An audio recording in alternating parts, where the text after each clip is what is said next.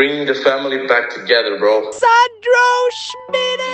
Ich kann es einfach jetzt erzählen. Alright, lass zu. Mir auf den richtigen Weg geleitet hast, auch gezeigt hast, was es heisst, wenn man eine Vision vor dem Auge hat. Ich bin auch richtig stolz, dass du bist. Einfach dein Ding durchziehst. Wenn wir uns wiedersehen, werde ich dir richtig fett eine reinhauen. Hey Sandro, ich find's geil, wie du es machst. Bist stolz auf deine Ziele. Miteinander ist doch einfach am schönsten. Ich hoffe, dir ist bewusst, wo du mich rausgekommen hast. Ich danke dir, Bro. Ich schwöre dir Gott. Das ist «Miteinander», der Podcast mit dem Schmidi. Wenn er jetzt einfach ohne mich macht, aber ist völlig okay. Viel Spaß! Hey, herzlich willkommen zu Runde 2 vom «Miteinander» Podcast. Heute mit Special Guest Simona. Hallo. Würdest du dich vorstellen? Ich bin Simona, 23 jetzt und auch als Simsalajim bekannt auf den sozialen Medien. Ich frage, musst du dich überhaupt vorstellen? Ich glaube, jeder kennt dich. Mittlerweile nicht. Also jeder über... Ja, also so, wenn man von der Simona redet, dann ist eigentlich... Ja, also das meint man wahrscheinlich nur, also wenn du so die Views anschaust, aber das kennen mir trotzdem noch sehr viel nicht. Und mega viele wissen auch nicht, wie mein Name ist. Du siehst halt so ein Video von mir, das ist die Fitness-Influencerin, aber man weiss halt den Namen nicht wirklich. Die meisten haben das Gefühl, ich heisse Simsala. Das ist Simsala? Das ist irgendwie ein bisschen sad. Abgeleitet von Simsalabim oder so irgendwie. Ja, oder Simsala, Bimsam. Sims, Bims, Salasims, genau. Du machst, also du bist ja nicht eigentlich, dein Name ist zwar Simsalajim, aber du machst ja eigentlich nicht nur Gym-Content. Also du machst ja Jura, Lernen, Gym, Comedy, du machst irgendwie so ein bisschen alles miteinander, nicht?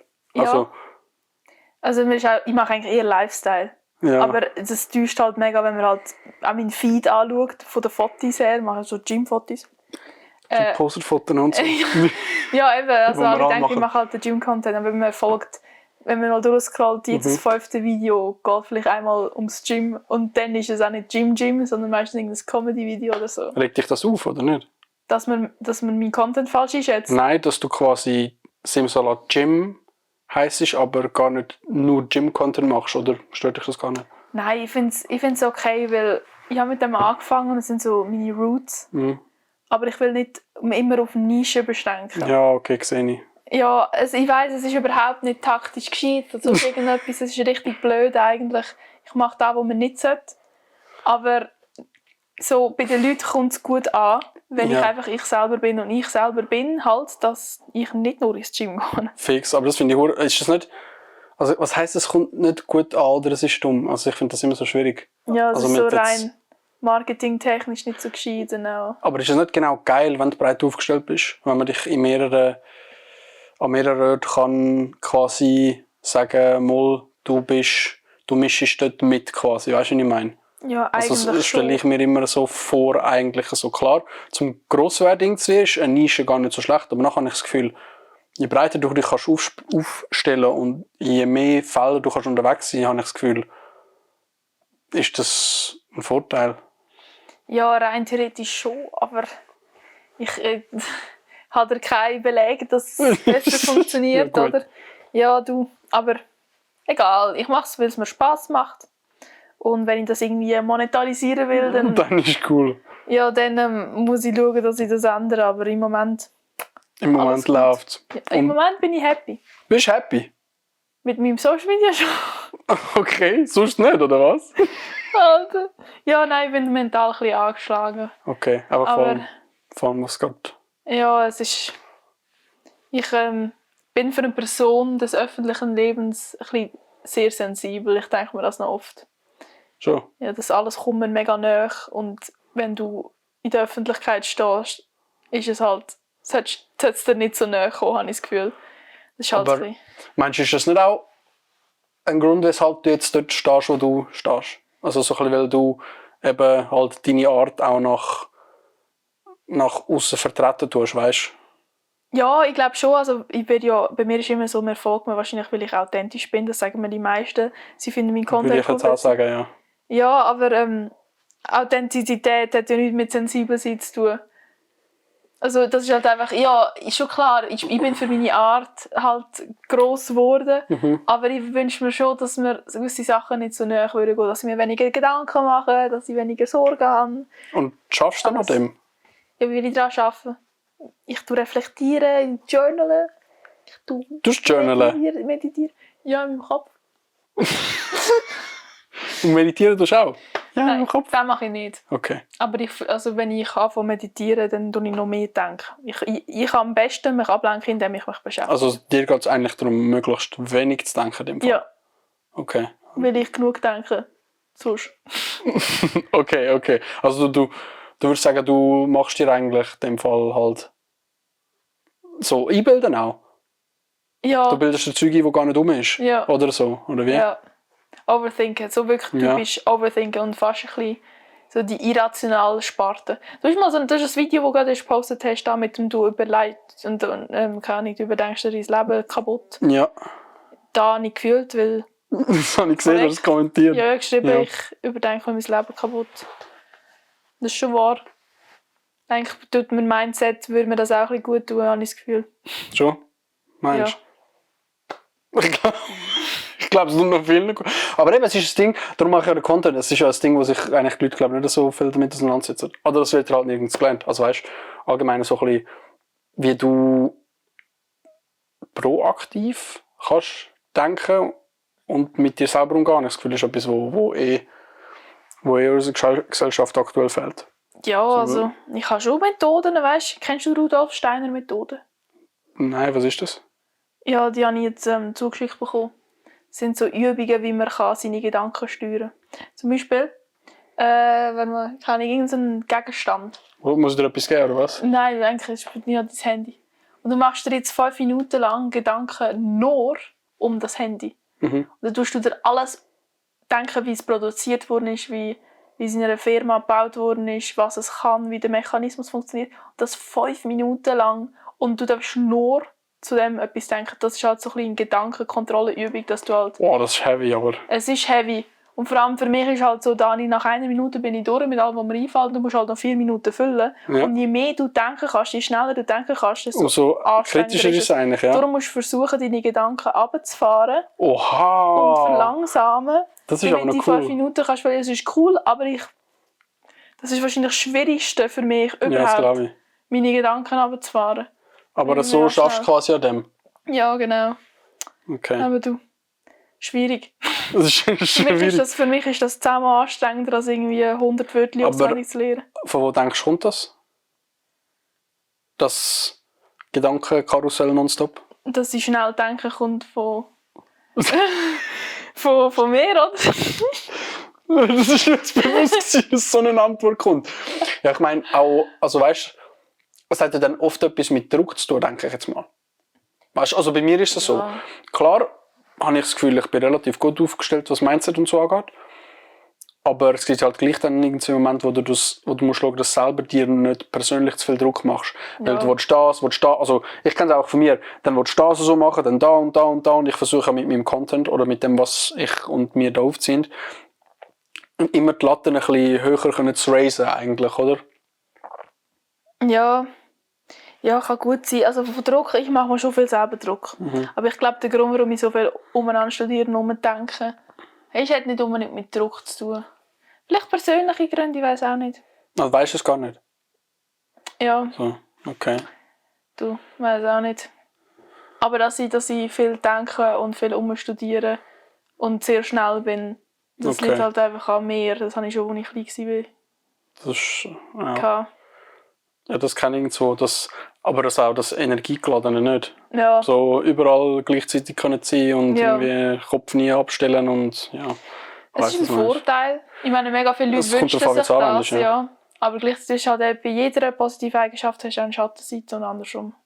Ist halt wirklich so. Ja. Aber das finde ich ja gar nicht so schlecht. Du musst so oder so irgendwie lernen, mit irgendwie etwas umzugehen. Finde ich noch cool. Ja. Und was steht aktuell so an bei dir?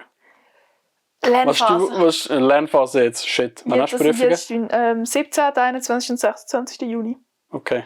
Und jetzt bin ich am Lehren. Du hast mich gerade beim Lehren gestört. Entschuldigung. Du kannst ja gerne wieder gehen, zum lernen, wenn du willst, lieber Okay, als darin. Nein. Was wollte ich sagen? Du machst ein Studium. Ja. Hast dort, ich sage jetzt mal in Kombination mit allem drum und dran, Social Media ist ja schon ein Neben, wenn nicht ein Vollzeitjob. Ja. Mit dem Zeug, Aufwand, wo man halt, also ich sehe es ja selber jetzt halt, ich komme heim und mache und schneide Videos und gehe mal noch ins Gym. Und dann kommt halt noch, also kommt darauf an, mit was für einer Konstanz das posten willst, aber wie bringst du das unter einen Hut? Das ist im Fall die Frage, die ich am meisten bekomme.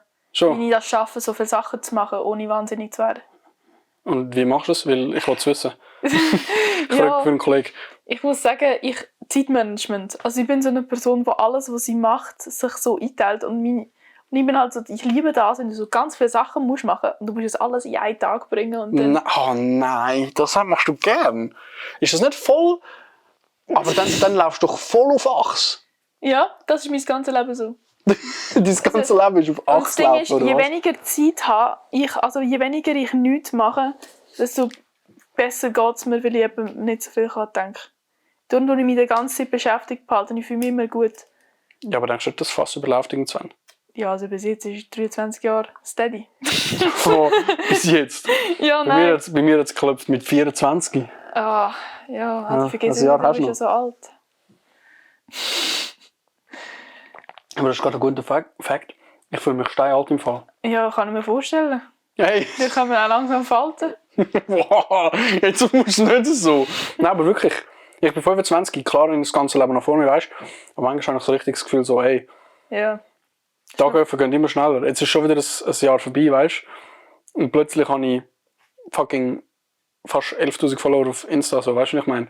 Ja, Und letztes Jahr bin ich noch nirgends, also habe ich noch nicht mal angefangen damit. Ja. Und jetzt also es ist komplett crazy. Vor einem Jahr hatte ich 3'000 Follower und jetzt habe ich 22'000. Auf einer Plattform. Ah ja, auf einer Plattform. Und auf der anderen hast du auch noch.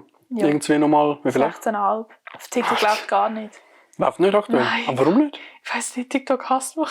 Aber TikTok habe ich das Gefühl ist wirklich einfach so der Randomness-Faktor halt viel grösser, nicht? Ja, aber die randomsten und lustigsten Videos meiner Meinung nach floppen mega. Auf TikTok haben 15'000 Aufrufe und dann auf Insta 700'000. Und dann macht man sich Gedanken. Es ist genau das gleiche Video. Nimmt dich das mit? Nein, ich frage mich halt einfach, wieso? Also ich will eine Erklärung, weißt, aber das tut mich nicht mental belasten. Wie läuft denn das so, wenn du jetzt Content machst? Du machst ja nicht Content und haust ihn einfach raus, sondern du gehst ja sicher analysetechnisch nachher dahinter. Aha. So, vielleicht für Leute, die das nicht checken oder wo das... Weil jetzt, wenn ich dich als Gast habe, möchte ich ja ein bisschen mehr auf das Zeug eingehen, wer du bist, was du machst und so. So ein bisschen behind the scenes vielleicht so. Wie funktioniert denn das? Also gehst du effektiv analysieren, wie deine Videos ankommen und wo und wie lange sie geschaut werden und alles und so? Ja, also das Ding ist, du hast immer so Analytics auf TikTok zumindest.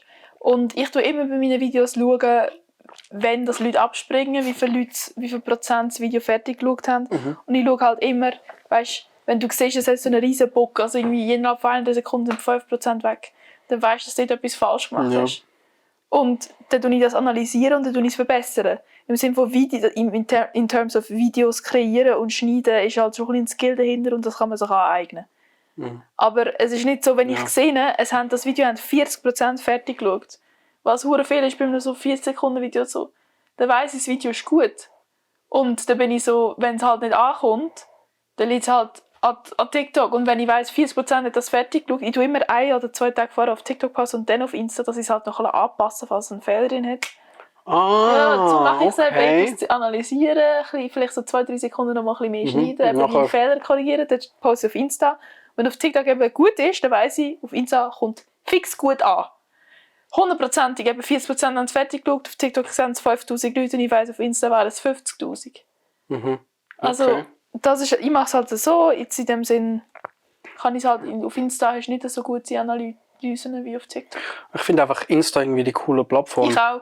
Also boah, das ist schnell gekommen. 100%ig. Ich finde, es ist mega assi, aber ich habe es immer so verglichen. TikTok ist wie der kleine hyperaktive Bruder von Insta.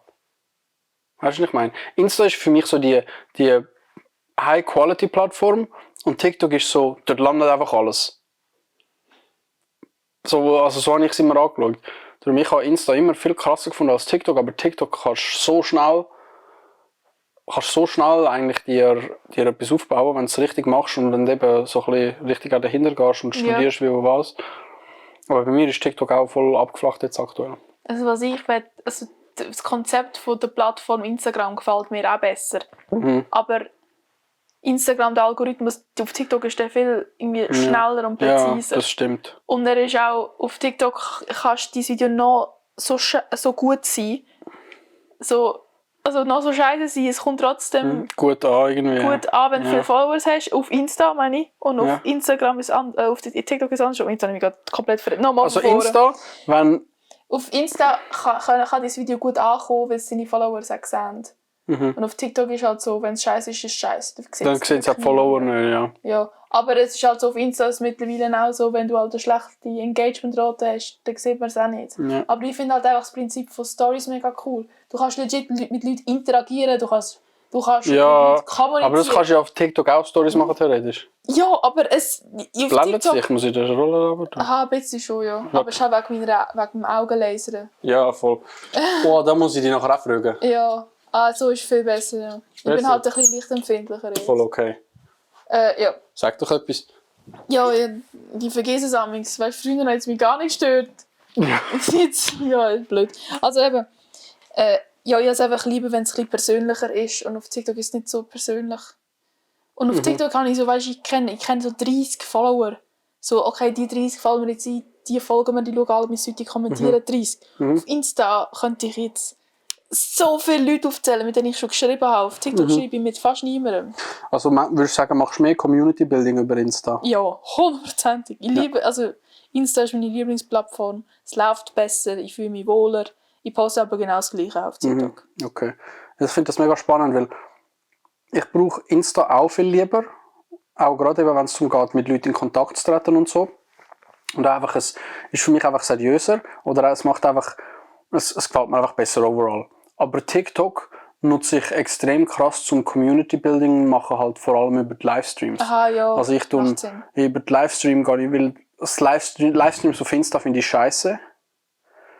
Und finde ich viel cooler auf TikTok. Nicht, weil es um Spenden geht, gar nicht, ja nicht. Das tue ich eigentlich immer, in dem Game bin ich gar nicht drin, wenn es da so um Matches geht und sich gegenseitig quasi, hey, spenden, also nicht so meins, weißt du.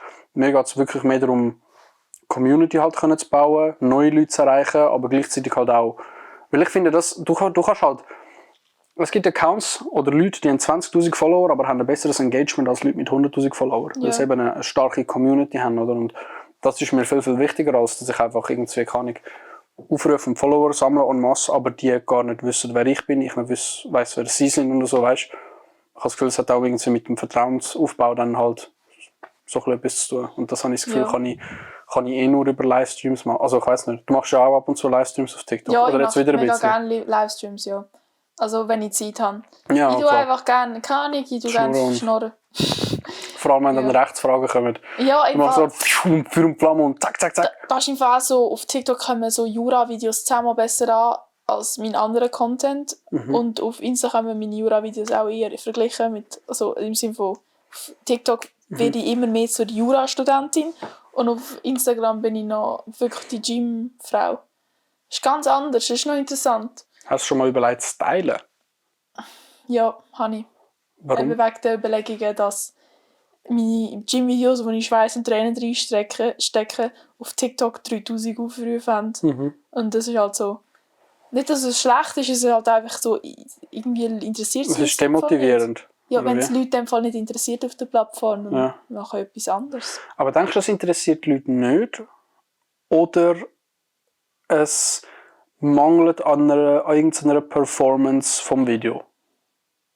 Wenn es Leuten gefällt, dann kommt es auch gut an. Es liegt nicht unbedingt an TikTok. Okay. Ich glaube wirklich, Leute haben es gesehen. Ja. Aber wie ist das auf TikTok?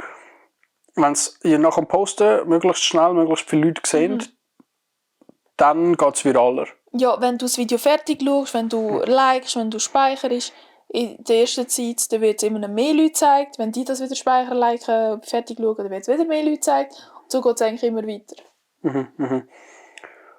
Das heisst, wenn es Leuten am Anfang nicht gerade gefallen, dann ist es eigentlich zum Scheitern verurteilt.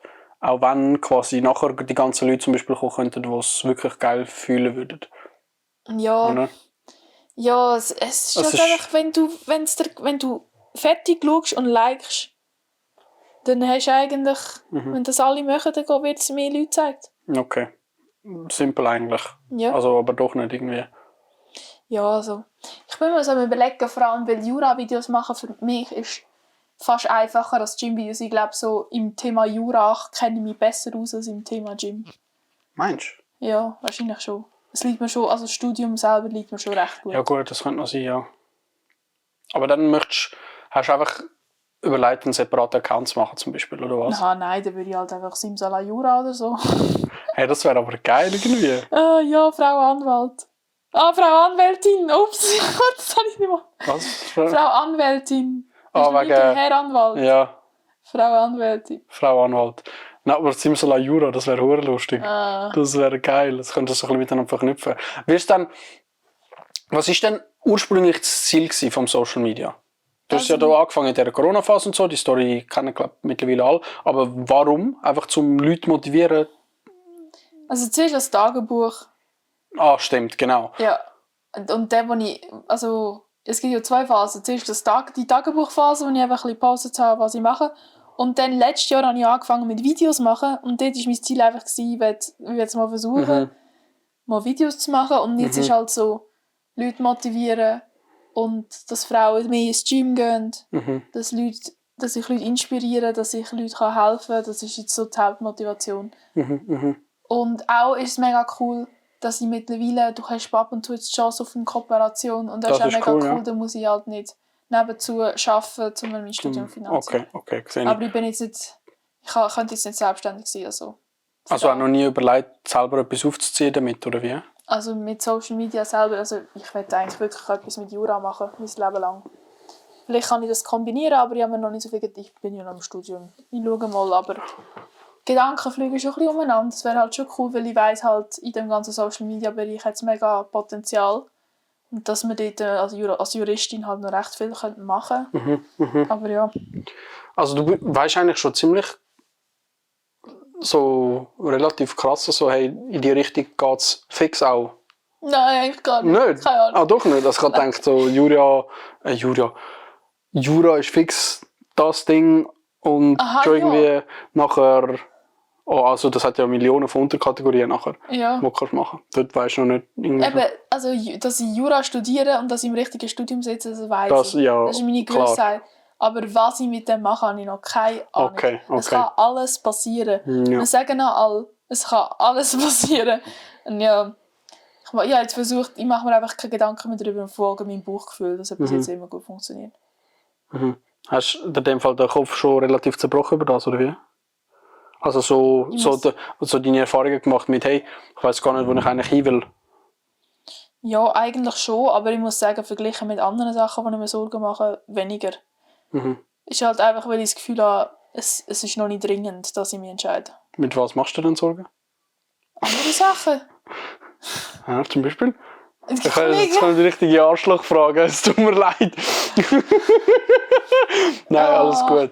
Ja, aber das ist der spicy Shit, oder? Wo man das so ein bisschen rauskürzeln lässt oder so. Ich weiss es ja nicht, oder? Ich mache mir Sorgen, dass ich anders auf Leute wirke, als ich will. Ich mache mir Sorgen. Das Social Media Ding halt, oder? Ja. Ja, das kann ich. Aber das habe ich zum Teil im Fall auch. Weil klar, auf die einen Seite ist es so, ja, du willst du sein und du möchtest ja dein Ding machen und du möchtest ja dich nicht verdrehen, aber gleich möchtest du ja, also mir ehrlich, gleich möchtest du, dass es bei den Leuten gut oder Anklang findet. Ja. Oder? Und dann tust du dich halt schon manchmal in die Perspektive setzen von was, wenn, wie, also ich habe mich mittlerweile relativ gut abkapseln, dass ich sage, okay, weißt du so, also aktuell habe ich nicht wirklich Mühe mit dem Ganzen oder so, aber ich glaube, ich habe mich auch in meiner Community relativ wohl eingefunden mittlerweile und so, aber ich kann mir vorstellen, dass wenn so ein nächster Push kommt auf 20-30'000 Abonnenten rauf, dass dann schon nochmal so ein bisschen so, das kann ich jetzt halt schwierig sagen, weil du hast dort halt mehr Entwicklung durchgemacht, würde ich sagen, als ich. Darum. Ja, also das kann ich glaube selbstbewusst sagen, mein Content hat sich von vorne bis hinten so inhaltlich nicht verändert. Also ich bin immer noch genau die gleiche Person wie am Anfang und das wird sich auch nicht ändern. Ich habe auch nicht Angst, dass mir das zu Kopf steigt. Ich mache mir gar keine Sorgen über nicht die Person, die das wird irgendwie oder plötzlich wird arrogant werden. Arrogant bin ich ja schon. Darum kann ich ja nicht arrogant werden. Nein, macht Spaß. Also, nein. Ich glaube nicht, dass ich so den Druck habe, dass ich jetzt irgendwie mich muss verändern und extremer werden, dass es halt besser läuft oder so. Weil sobald an dem Punkt, wo es mir nicht mehr Spass macht und ich mich verändere, würde ich das glaube ich nicht mehr so weitermachen. Weil, ja, zum Beispiel jetzt allein nur mit dem Wettkampf am Samstag. Allein, dass ich nicht auch aussprechen vor allen, was passiert ist, es hat mir so nicht gut getan. Ich bin so gewesen, ich muss das verheimlichen und das ist jetzt das erste Mal, wo ich das nicht so mega offen sage. So mega extrem offen alles sagen, was mir passiert. Das ist wo ich so ein bisschen für mich behalte. Und ich hasse es. Ich finde es scheiße. Aber es ist ja so, ja, das ist eben genau das. Okay, also... Ich will ehrlich sein, weil sonst fühle ich mich, als würde ich Sachen verheimlichen. Ja, aber du kannst ja ehrlich sein, ohne dass du musst dein Leben an die Glocke hängen, weißt du, was ich meine? Ja, also ist schon klar. Ja, vor allem, wenn du es willst. Private Sachen erzähle ich auch nicht. Ja. Aber es ist so Sachen, die ich teile und sage, hey, ich habe das und das an diesem Tag. Und dann erzähle ich nicht wirklich, wie es mir gegangen ist. Nur weil ich es nicht sagen kann. Das ist ja so etwas, das kann ich. Ich bin mega schlecht in dem. Und darum habe ich es halt meinen Followers zumindest gesagt, dass ich halt dem Sport zuliebe das nicht so teilen wird, wie ich es. Aber hast du dann das Gefühl, du gibst zu viel Preis von dir? Ja, ab und zu denke ich mir auch schon. Und wie gehst du damit um? Ich fokussiere mich darauf, dass ich weiss, dass es Leuten hilft. Boah, stark. Aber es ist nicht einfach, weil ja, klar, logisch, ja. Leute denken viel mehr, dass sie dich kennen und wenn du halt alles ehrlich und offen preisgibst, gibst du dich mega verletzlich. Und es ist schon nicht immer einfach, aber gleichzeitig, wenn du immer ehrlich bist, dann kannst du dir nie etwas vorwerfen. Absolut richtig. Ja. Ja, das ist das, was ich auch immer sage. Also, ich habe manchmal das Gefühl, die Gesellschaft tut sich ein bisschen verwerfen oder macht es verwerflich, so ein bisschen menschlich zu sein. Weißt du, was ich meine? Ich habe das Gefühl, durch das ganze Social Media kommen halt sehr viele Leute irgendwie da anschieben, dass sie genau wissen, wer das man ist, wenn man einen so ein bisschen verfolgt. Ja. Oder? Und zum Teil stimme ich dazu, eben je nach Creator, oder? Und zum Teil stimmt es halt einfach hinten und vorne nicht, oder? Und das ist sehr... man muss irgendwie so ein bisschen die Balance finden, von was ist jetzt real und was ist nicht existent. So, weißt du, was ich meine? Habe ich jetzt so ein bisschen selber die Erfahrung einfach so damit gemacht.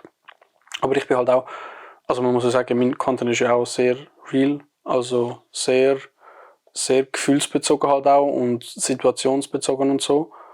Und ich meine, das ist schon auch so ein bisschen, was du sagst. Das ist schon auch, man muss irgendwie schauen, dass man nicht zu viel Preis gibt. Aber gleichzeitig möchte man halt echt sein, weißt du, was ich meine?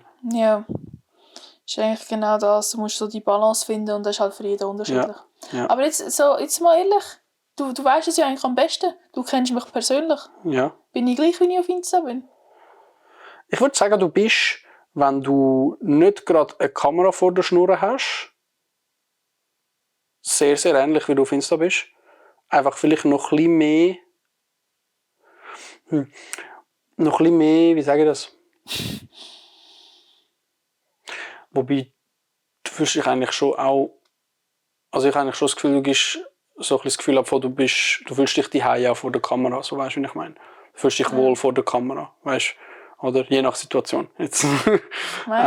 Ja. Die Blicke in die Kamera. Aber sonst würde ich schon sagen, ja. Ich glaube schon gerne, dass du... Oder ich glaube schon, dass du gerne manchmal so ein bisschen Facts im Vordergrund stellst und Emotionen hinten dran weglässt. Eben wie jetzt zum Beispiel Wettkampf, den du zuerst gesagt hast, aber jetzt noch nachher gleich der Community so ein bisschen behind the scenes gegeben hast. Weißt du, was ich meine? Aber auch, weil du nachher gesagt hast, hey, nein, ich kann das nicht einfach so lassen, sondern ich muss ja mehr eben das Behind the Scenes auch mit einbeziehen. So, checkst du, was ich meine? Ja, aber das andere, mein ganzer Content ist schon mega emotionsbasiert. Ja, darum sage Aha, ich. ich denke, du meinst andersrum. So gewesen, Kollege. Ich bin eigentlich nicht so Fakten. Nein, darum meine ich ja. Du teilst ja eben genau viel mit den Leuten, weißt du? Ja. Du teilst ja auch, also vor allem mit dieser Broadcast-Gruppe, die du glaub, hast auf Insta. Ja, das ist mein kommt ja Safe Space. kommt ja sehr viel Behind the Scenes und so rein, oder? Ja, also wenn er... Ja, nein, ich tue es jetzt nicht so öffentlich empfehlen, aber so die Leute, die ganz close zu mir sind, auf meinem Broadcast-Channel. Und dort bin ich schon, ich benutze es für meine beste Kolleginnen-Chat. Wie viele Leute sind da drin? 1200. Crazy. Und das, also ich glaube irgendwie immer 1000 lesen meine Nachrichten. Das ist crazy. Das ist cool, ja. Das ist cool. Kommst du von denen auch dann so Private Messages dann über? Ja, also so private, also schon. Du kannst ja antworten dann. Es tun schon viele reagieren. Ich vergesse auch so ab und zu, wie viele Leute es sind. Schon? Ja. Schämst du dich dann zum Teil, oder was? Ja. Schon? Okay. Aber du tust in dem Fall die Broadcast-Gruppe einfach brauchen, um den emotionenfreien Lauf zu lassen, in dem Fall? Ja, oder einfach meine random Gedanken, die ich in einer Story will. Also kann ich... Es ist ja so, ich weiss auch alle in diesem Broadcast, die dort drin sind, die folgen mir auch. Weil es sind eine 4-stellige Zahl, wo man meine Storys sieht, wo man nicht mal folgt. Und das ist halt auch so, Broadcast fühlt sich das Privater an und es ist halt für die Leute, die sich am meisten für mich interessieren, da können sie auch meine persönlichen Gedanken. Aber es ist eigentlich genau gleich öffentlich wie alles andere? Ja, ich weiss, aber es ist halt... Okay. Es sind halt nur Leute drin, die sich für mich interessieren. Und ja, auch schon gerade, es hat mir jemand geschrieben, nach der Sache, die ich recently geteilt habe. So, Leute können das gegen dich verwenden und so, ich würde das löschen. Das ist gefährlich. Und dann habe ich halt auch, also ich habe sie gelöscht, aber ich bin halt wirklich so gewesen, so, ich vergesse ein paar Mal, dass es nicht nur alle liebe Menschen hat, wo das... Aber gehst du so durch einen Thought-Process, bevor du postest? Nein. Okay, du haust legit einfach raus. Ja, ich sollte mir vielleicht mehr Gedanken machen. Du machst mich nervös, Sandro. Hä, was? Nein, ich frage einfach gerne spicy Fragen, weil das Shit ist, was sonst nirgends gefragt wird, so, Ja. oder? Ich sollte mir schon mehr Gedanken machen. Ich mache mir die ganze Zeit, ich sollte mir mehr Gedanken machen, dass es zu privat ist. Aber ich denke mir immer, wenn man etwas will, aber das antun. ist, ich sehe schon den Clinch, den du halt hast. Gleichzeitig sagst du, ich muss mir mehr Gedanken über gewisse Sachen machen, aber auf der anderen Seite denkst du zu viel. Ja, wenn ich mir noch mehr über Gedanken mache, bin ich wahnsinnig. Ja, sehe ich. Und wenn ich mir jetzt Gedanken mache, dass von diesen 8000 Leuten, die meine Storys sehen, wahrscheinlich nicht alle 8000 mir das positiv wünschen, sondern aber halt 2, 3 schicken das den Kollegen so, schaut mal, wie dumm sie ist. Ja, aber dann ist halt wieder die Frage, gewichtet man die negativen Nachrichten so fest, dass es hunderte von positiven übertönen tut? Ja, eben. Meistens eben schon. Ja, aber ich probiere es nicht über dem... Ist gut, ja, aber ich meine jetzt so generell, kannst du von 20 Nachrichten, die du bekommst, 19 sind positiv und eine ist negativ, Simone hat gerade an meinem Whiteboard rumgestrichen. Sorry, ich denke, das tut nicht so schnell. Alles gut. Du kannst 20 Nachrichten bekommen und eine von diesen 20 ist negativ. Ich bin sicher, du studierst mehr an dieser einen Nachricht als an diesen 19 positiven. Weil viele Leute das Problem haben, dass ihnen so wichtig ist, wie sie ankommen bei anderen, dass es, wenn es nicht makellos ist, quasi gerade Problem und aber ich glaube, es hat auch mit fehlender Selbstliebe und Zeug und Sachen zu tun. Hey, sehr viel. Also nicht jetzt bei dir. Aha, ja. Mein Gott, nicht jetzt bei dir. Aber also ich sage offen und ehrlich, ich bin sicher noch nicht an dem Punkt, wo ich mich vollumfänglich selbst liebe. Also ich auch never nicht. ever. Also, nein, nicht never ever. Das habe ich nicht gesagt. Ja, hallo, aber, was heißt hallo? Aber also ich bin nicht jetzt einfach an dem Zeitpunkt. Gewesen? Aber dann, das mache ich. Machst du das auch? Ich bin cool. Genau. So, kann Simona müssen beibringen, was Affirmationen sind. Das ist so ein Scheissdreck. Ich habe die einfach akustisch nicht verstanden. Affirmationen sind das A und O, meine Friends.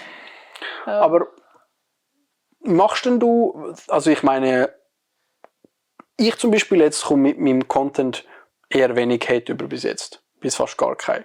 Ich kann mir vorstellen, bei dir ist es ein bisschen anders. Oder du kommst ja glaube ich auch sehr viel so Bodyshaming-Zeug über, denke ich jetzt mal so. Oder? Ja. Aber Wie hat sich dein Umgang mit dem verändert, seit du angefangen hast mit Social Media?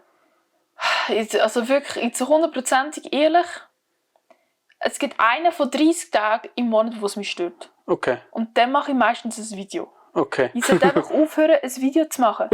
Weil es ist einfach dämlich, weil meistens verdreht die Augen. Like den Kommentar sogar und einen pinnen.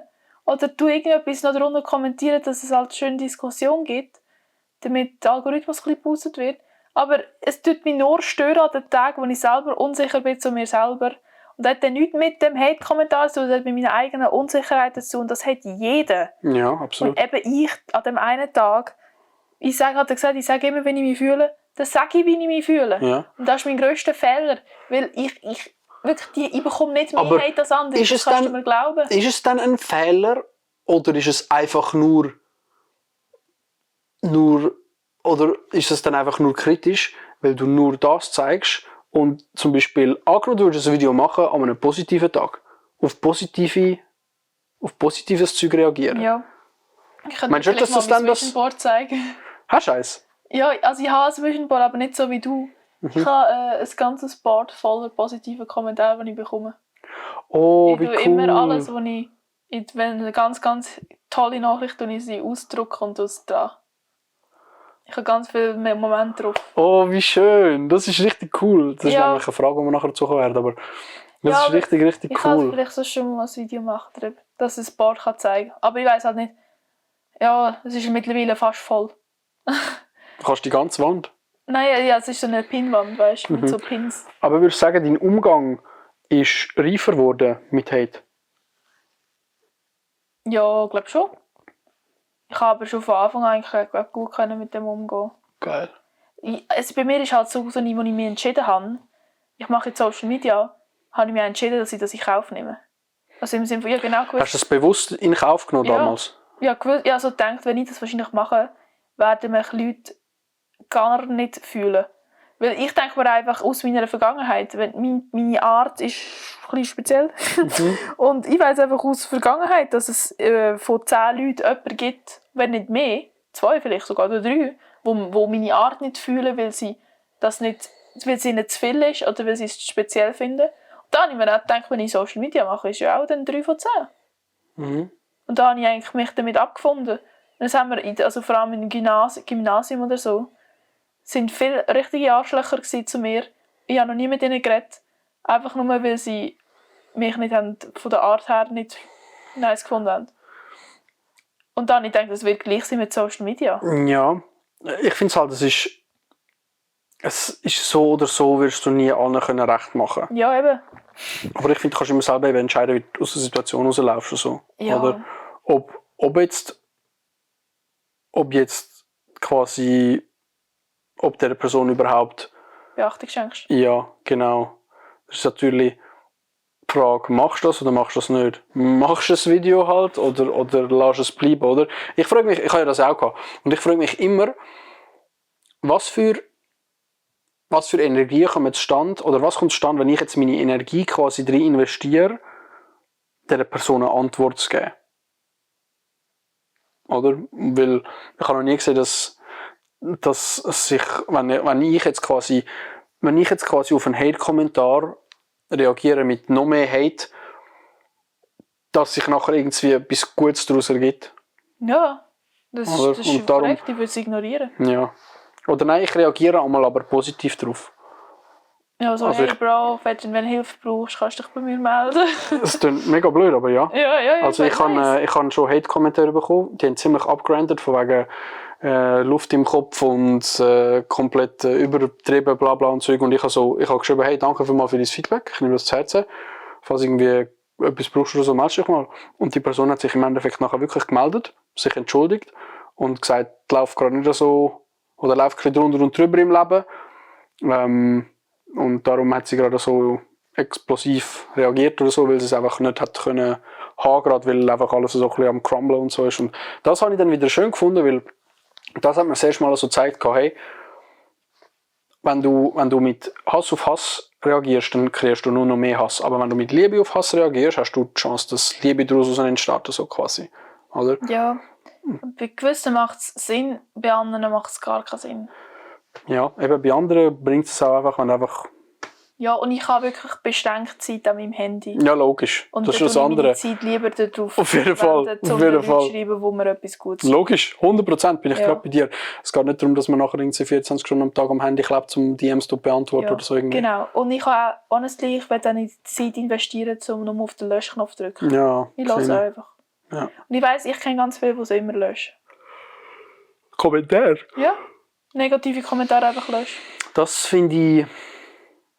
Ja, dann ist bei diesen Personen wahrscheinlich etwas eben... Nein, im etwas Sinne mit- von, du hast es gelesen, du bist so halt nicht so nice, aber auf meinem Account nur positive Sachen, darum lösche ich den Kommentar, der mich und meine Mutter beleidigt.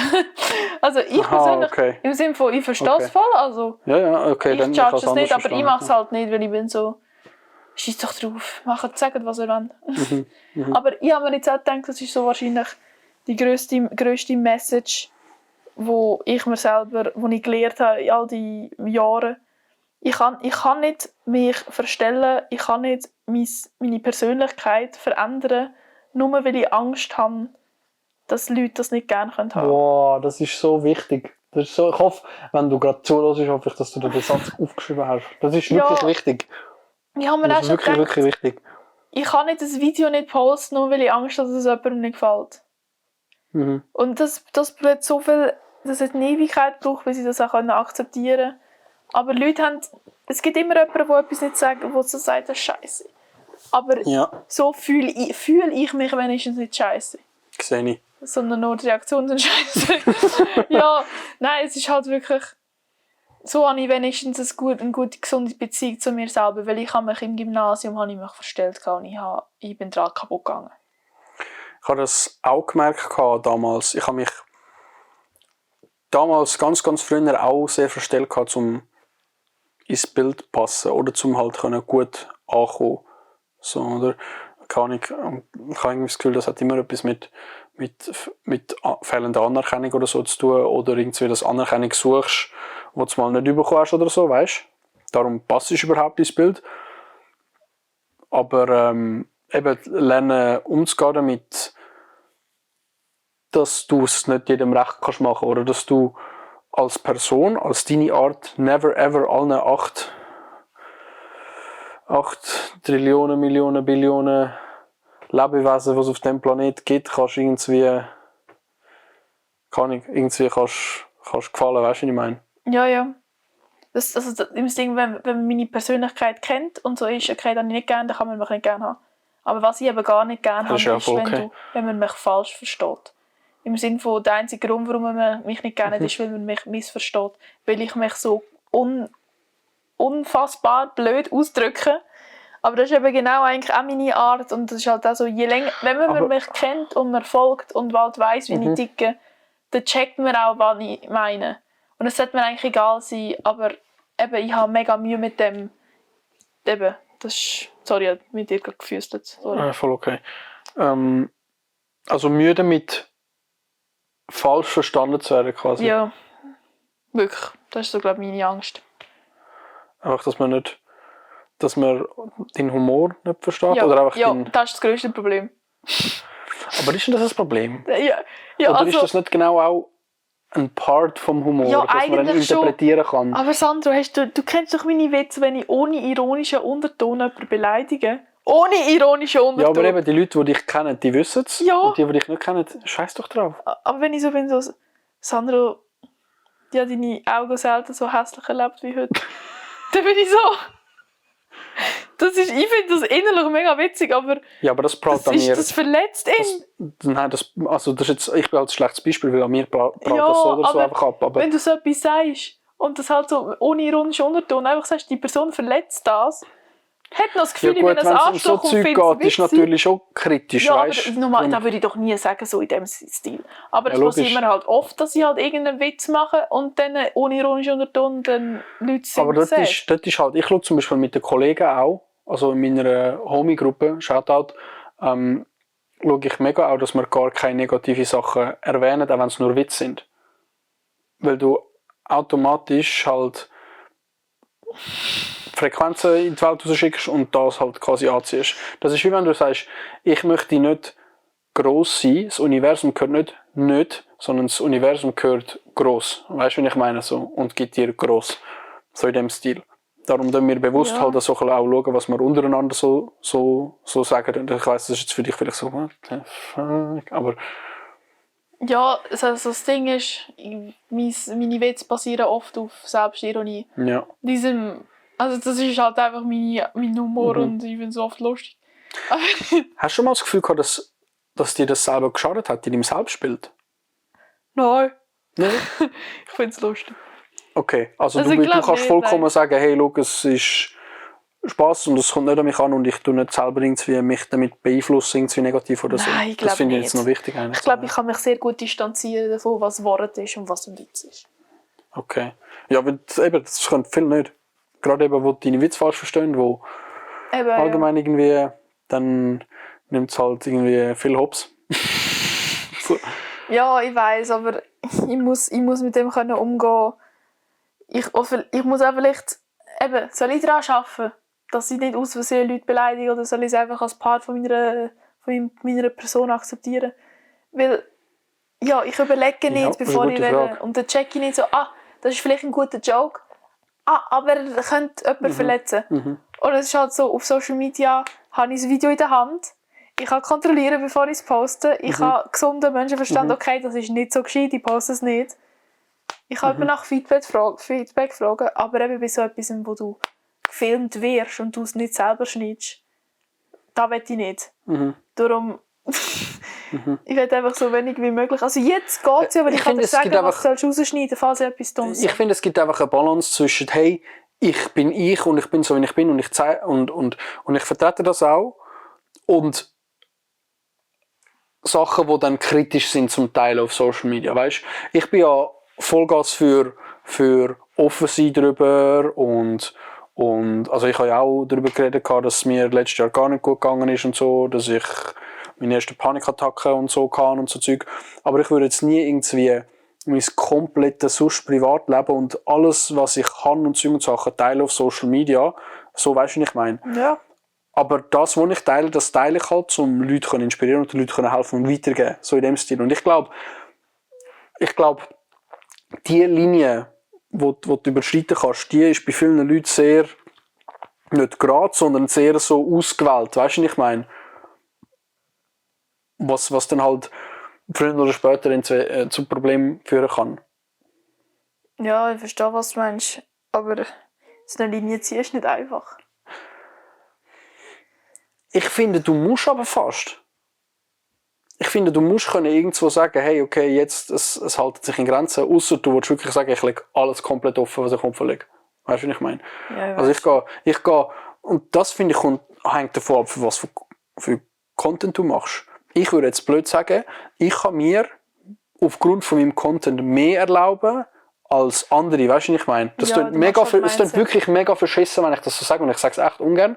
Aber ich habe das Gefühl, die Nische, wo ich bin, erlaubt mehr Ausschwung quasi. Weißt du, was ich meine? Ja, weil du sagst, du redest spezifisch über das. Weil ich glaube, wenn wir könnten das Gleiche teilen, zum Beispiel eine gleiche Aussage teilen, wo jetzt zum Beispiel Hardcore-Mindset ist, und ich glaube, bei mir würde es zum Beispiel zu mehr positivem Feedback kommen, bei dir würde vielleicht mehr Hate kommen, weil deine Community wie nicht komplett auf das sensibilisiert ist, weißt? Jedoch, wenn ich jetzt würde Comedy zum Beispiel machen oder gut, Gym mache ich jetzt, oder Jura oder so, würde es bei mir wahrscheinlich komplett hinausgehen, aber bei dir würde es verdammt gut wieder ankommen. Weißt du, wie ich meine? So. Ja. Ich glaube, es kommt immer darauf an, wie du es aufbaust und wie du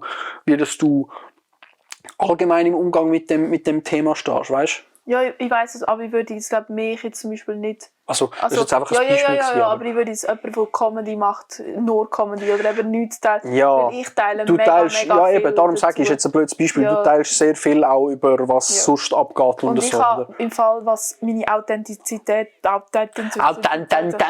anbelangt, dort bekomme ich wahrscheinlich am wenigsten Hate. Schon? Also, das ist geil. High five auf das, Broski, let's go.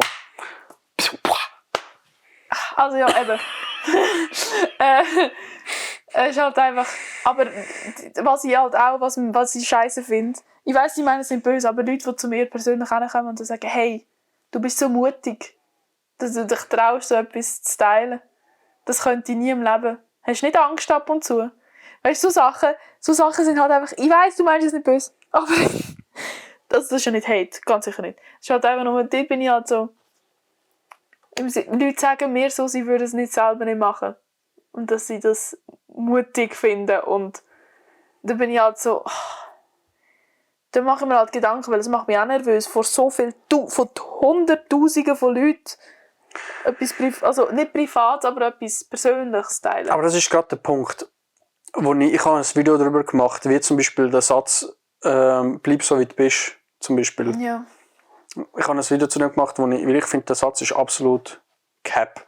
Bleib so wie niemand sollte so bleiben, wie er ist. Man sollte lass deinen Charakter weiter sich entfalten und lass deine Art sein, ja, aber bleib nicht genau so wie du bist, sondern entwickle dich weiter, weißt du, was ich meine? Und ich habe das Gefühl, das läuft auch so ein bisschen das rein. Es ist so, dass, du bist so mutig, ich würde das nie können, ist so Bullshit. Es ist so Bullshit, weil es kommt rein nur darauf an, was für eine Entwicklung du durchgemacht hast als Mensch, wie du dich mit gewissen Themen auseinandergesetzt hast, was für Erfahrungen du gemacht hast, Punkt. Meiner Meinung nach. Ja. Oder? Und gewisse Leute sind halt einfach in gewissen Levels erfahrener und weiter als du oder als mir oder also als ich oder als du, so weißt du, wie ich meine. Und darum finde ich, das ist so objektiv, das Zeug, das alles so Aussagen, so ich will das nie können, ich kann das nicht, das bin nicht ich, das ist so cap. Das ist so cap und das ist so ein richtiger Ick, wenn man das. Hast du gerade das Wort Ick verwendet, Ja. Sandro? Das habe ich gesagt. Sandro hast du nicht gemacht. Das habe ich gesagt. Ich weiß gar nicht, wie lange nehmen wir schon auf? Darf ich das Mathe? Willst du das Mathe? Also, das Video ist nicht gesponsert von Mathe. Dankeschön. Here you go. Warte, ich schau mal schnell, wie lange wir schon aufnehmen. Wow, wir sind einfach schon 53 Minuten dran. Und wir haben noch nicht mal eine Fragerunde gemacht. Los, wenn wir an. Zeichen. Wollen wir anfangen? Ja. Aber ich habe zuerst allgemein noch eine Frage, die ich mega spannend gefunden habe, die mir noch so in den Sinn gekommen ist. Wir haben jetzt sehr viel über so Thema Social Media geredet, nicht gross über Gym, weil sonst schon viel über Gym redest oder Podcast oder so. Mal ganz allgemein gesehen, ob jetzt Gym, Jura, was weiß ich. Was findest du persönlich jetzt wirklich? Sind deine Stärken und was sind deine Schwächen? Also die Schwächen haben wir schon hast du jetzt erwähnt so. Und Stärken, glaube auch so ein bisschen angeschnitten, aber noch nicht wirklich so gesagt, hey, schau, ich finde, das ist eine Stärke, die ich kann und ich finde, das ist zum Beispiel eine Schwäche, die ich kann. Weil ich bin der Meinung, Bewusstsein über seine Stärken und Schwächen kann dir so viel weiterhelfen. Ja. Darum, was denkst du, was weißt du, sind deine Stärken, was sind eher deine Schwächen? Das ist mega einfach, weil das sagen wir alle.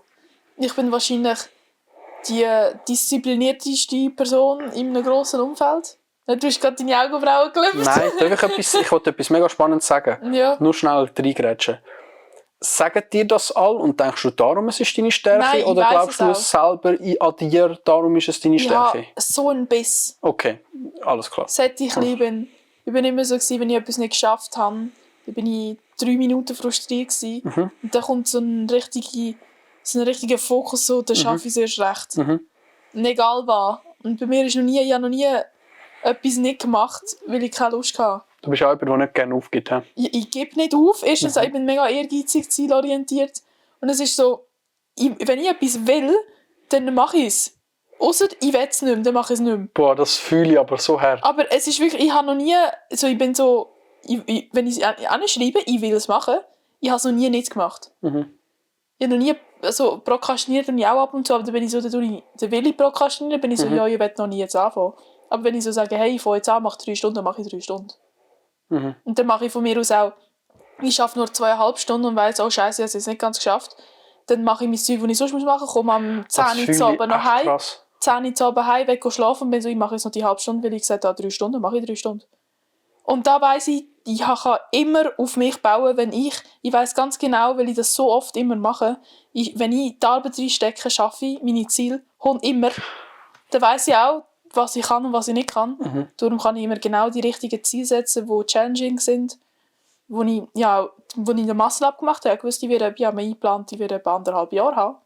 Ich hatte 2 Jahre gehabt. Das ist mir noch recht gut eingeplant. Und ich habe zuerst gedacht, das ist also als Frau ist das unmöglich mit 70 Kilo. Und ich habe es gemacht. Ich habe einfach 2 Jahre gehabt und ich wusste, es geht lang. Hast du das manchmal auch so, dass dann Leute so sagen, Oder zu mir sind auch schon Leute gekommen, weil ich habe das auch im ersten Podcast gesagt, dass ich mir einfach ungern aufgibt und ich einfach mache. Und ich sehr in einen Space, ich kann sehr auch in eine Zone reinkommen, wo es einfach gemacht wird.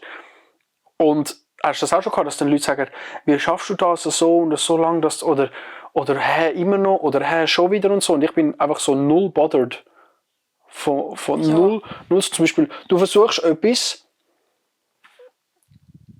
700 Mal, weißt, und es klappt nicht und beim 701 Mal schaffst du es oder so irgendwie und die Person sagt nach 500 schon so, wie kannst, es hat mich schon lange angeschissen oder so, weißt, und ich bin so komplett so, unbothered, ich habe noch nicht mal darüber nachgedacht, dass es mich anschießt, weil ich mache jetzt einfach, bis ich es habe, so. Es gibt, there is no in between, so irgendwie, weißt du? Ja, ich kann eben sagen, ich kann Leuten Tipps geben, wie sie sich antrainieren können, aber ich glaube, ich bin einfach von Grund auf eine disziplinierte Person. Ist dir das auch schon zum Verhängnis geworden?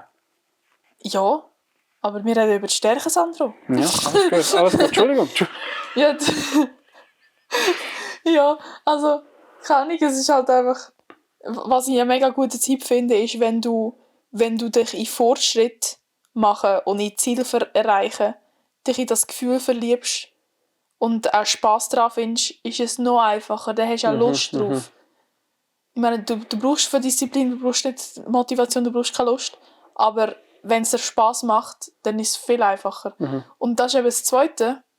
Das ist meine ganze Persönlichkeit. Darum habe ich das Gefühl, bin ich so diszipliniert, ich bin mega passioniert. Also wenn für Sachen, die ich brenne, man merkt es.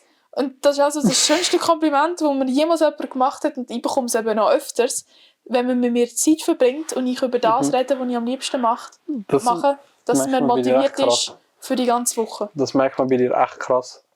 Das ist schon, da muss ich dir zustimmen. Ja. Oder Leute sie lieben, wenn sie lieben es mir zuzulassen, wenn ich über das rede, was ich gerne habe. Dass ich einfach rede und über das, was ich am liebsten mache. Und das ist halt so, das ist da, wo ich weiss, dass ich das gut kann, weil erstens sagen es mir alle und zweitens weiss ich ja selber, weil ich bin ein mega Drama-Queen über das, was ich mega liebe, bin ich richtig Feuer und Flamme. So, wenn er das Gesetz erwähnt, Simone gerade. Ja, nein, es ist ganz gefährlich, also meine Augen reissen, das ist wirklich dreifache durch. Die Pupillen gerade werden grösser. Und ja, also ich weiss es und das ist halt eben das, in Kombination mit diszipliniert sein. Ja. Das ist halt das, was ich am besten kann und das, was mir jeder sagt, so beschreibt man mich auch. Und auf da weiss ich, da bin ich sehr, sehr selbstbewusst, dass ich weiss, dass das so ist. Aber das ist, seit ich 4 bin, ich würde mal sagen, bis ich 4 war, hat sich meine Persönlichkeit noch nicht so entfaltet. Irgendetwas, was ich noch nicht gross reden konnte. Aber ja. Ja. Ich denke auch früher, als ich mit Gitarre angefangen habe mit 8. Ich habe das Lied so lange gespielt, bis ich es perfekt konnte. Ja. Und da bin ich raus. Aber da bin ich nicht so passioniert gewesen. Du hast gewusst, nach der 10 darfst du nicht mehr spielen. Dann bin ich aus dem Haus und bin auf die Straße, am Boden gehockt und habe es halt dort weitergeübt, weil ich gesagt habe, ich will es heute noch arbeiten, dann arbeite ich es heute noch. Das heisst, wenn er vor, was ist das, 15 Jahren, wenn er vor 15 Jahren mal auf der Straße unterwegs sind und einem Kind, das Gitarre gespielt hat, Geld gegeben haben, dann ist das wahrscheinlich Simone. Das stimmt. Ja, früher auf der Straße gespielt. In Luzern einmal, in Aarau einmal. Also so einmal? So Strassenmusik, 2-mal. Also eben, ja, aber so in der Woche oder 2-mal gesamt? Nein, gesamthaft. Du brauchst eine Bewilligung für das. Okay, Entschuldigung. Kannst du mir sagen, welcher Artikel das ist? Nein, also war Artikel bewilligungspflichtig. Wenn du den gemeinschaftlichen Boden für gemeinsamen nochmal vor. Gemeingebrauch, gesteigerter Gemeingebrauch. Die Pupillen werden grösser. Eine Bewilligung einholen. Das ist halt einfach auf der Nutzung vom öffentlichen Grund. Brauchst du eine Bewilligung. Okay. Und die findest du meistens bei der Gemeinde selber. Bekommst du die noch schnell. Und dann hast du Gitarre auf der Straße gespielt? So allein oder mit einer Band? Und ganz allein. Ich mache ja Fingerstyle. Du hast keine Ahnung, wie gut ich Gitarre spiele. Oder? Doch. Ah, doch. Ups. Ja, aber eben, ja Geld bekommen. Ich habe sogar über 100 Stutz bekommen. Du würdest nicht zu laut sagen, sonst kommen plötzlich das Steueramt und... Was, Steuern? Sicher nicht. Einmalig dort, ich mit 12. Ich habe dort auch gelernt, wie man auf dem Rücken Gitarre spielt. Das habe ich immer so als Party-Trick eingebaut. Da sind Leute immer stehen geblieben und dann, wo sie stehen geblieben sind, habe ich wieder normal gespielt. Das ist anstrengend, das vergiftet oben. Also du hast dich auf den Rücken gelegt und Gitarre gespielt? Nein, oder wie auf dem Rücken? Du musst die Gitarre auf den Rücken legen und nachher spielst du hinter dem Kopf. Ich habe das Ein immer Scheiß. noch. Ich habe das immer noch. Hast du eine Und da Gitarre da? Ja, aber dann musst Hast du eine Gitarre da? Ja, aber dann musst du sie mit dem Gurt so anlegen. Nein, ich muss sie nicht anlegen, ich muss sie einfach auf den oberen Nacken legen. Ich kann Es das tut mir zeigen. mega leid, alle, die jetzt zulassen, aber wir nehmen jetzt Gitarre führen. Du hast eine Gitarre da? No way, kannst du hinter dem Rücken Gitarre spielen? Also es ist wahrscheinlich aber verstummen und alles. Ja, also was für stumm? Es ist verstimmt. Sie wahrscheinlich... Aha, ich kann sie schnell stimmen. Gib mal. Du hast dich jetzt verarscht, jetzt muss ich das ganze Setup raus. Komm, wir machen das am Schluss, zum Outro. Bevor ich da alles auseinander nehme. Ich mache das zum Schluss. Gut, machen das am alle Schluss. Leute, die jetzt nicht mehr zulassen müssen zulassen. Nein, sie spulen. Na, dann können am Schluss zum Outro spielt Simona Gitarre hinter dem Rücken. Oh, Geil. Ja, hast du das nicht gewusst? Nein. Ich habe mir gedacht, ich kann mir irgendwie auf Social Media posten, würde alle so überraschen. Was würdest du sagen, sind deine Schwächen? Aha, ja, eben das, ich mache mir viel zu viel Gedanken, ich bin mega verbissen. Ich bin mega überdreht. Ich liebe Leute, die ruhig sind. Die sich runterfahren können, die eine ruhige Art haben, weil das ist alles, was ich will sein, aber ich kann nicht, weil ich bin so energiegeladen und ich bin nicht mega Drama-Queen, aber ich mache mir viel zu viel Gedanken, ich mache aus einer Mucke einen Elefant. Ich brülle ab Scheissdreck, ich mache mir Sorgen um Scheissdreck. Dabei sollte ich mir einfach nicht so riesige Gedanken machen. Mhm. Und eben, wenn du dich freust auf kleine Sachen, nervst dich auch auf kleine Sachen. Ich will einfach weniger das emotional sein und so, das ist auch, für mich ist das Schönste und das Scheissigste. Aber der Punkt ist, du kannst ja nicht kontrollieren, was für Emotionen du hast. Du kannst ja nur kontrollieren, wie du darauf reagierst. Ja. Was ich mache, das ist halt auch, was ich gelernt habe über die Jahre. Ich tue eine Emotion, die ich habe, darüber reflektieren, ich fühle sie und reflektieren, warum, wie, was. Mhm. Und dann versuche ich es einfach zu akzeptieren. Ich bin halt wirklich, ich fühle mich jetzt so. Mhm. Und dann aber das ist fühle eigentlich ich the way to go. Ja, aber ich fühle es fest. Und das ist auch so die schlimmste Emotion, mit der ich nicht umgehen kann, ist Schuldgefühl. Mhm. Das geht nicht. Also ich kann nicht mit schlechtem Gewissen umgehen. Das ist für mich die intensivste und schlimmste Emotion. Und Liebe ist auch extrem, aber ich bin noch nie richtig verliebt gewesen, darum ist das schwierig. Okay, Ja. interesting. Aber schlechtes Gewissen ist das Schlimmste, darum fahre ich kein Auto. Wenn man nie richtig verliebt war, weiss man, dass man nie richtig verliebt war? Ja, weil du hast halt so... Ja, wenn ich allein schon einen Crush habe, Ja. merke ich das. Gym Crush. Ja. Dann merkst du das. Schnell einen Schluck lieber, ja. Gym Crush, genau. Ja. Okay. Crazy aber eigentlich. Das ist mega spannend, so weißt du, die Stärke von Passion und Disziplin und nachher aber doch dann weißt du, das Zerdenken halt dahinter quasi. Und auch, wenn du immer so viel beschäftigt bist, machst du das aus einem Grund. Ich habe ja gesagt, je weniger ich denke, desto glücklicher bin ich. Ich will einfach immer beschäftigt sein, weil ich das Gefühl habe, dann mache ich es gut, dann bin ich genug gut. Und das ist halt auch nicht Gefühl, schön. Es wird zum Reinen kommen, wenn du es schaffst, mit deinen Gedanken dich quasi... Wir werden Bros. Ja. Ja, ich denke im Fall auch ab und zu, weißt du, wenn ich mich am besten fühle. Das mache, was ich am liebsten mache. Alle denken Gym. Oder irgendwie so, aber ich glaube, da, wo ich am meisten in meinem Element bin, ist, wenn ich irgendwie irgendetwas mache, wo ich meinen Kopf brauchen muss. Also eben im Studium zum Beispiel. Dann bin ich in meinem Element und dann kann ich es am besten. Und das macht mich am glücklichsten, weil das sind meine Gedanken auf etwas gerichtet. Da kann ich all meine Skills brauchen in einem Gebiet. Wenn du mir einen ganzen Bike voller Blätter geben mit einem Problem und sagst, Simona, löse mir das Problem. Da ist ein Timer.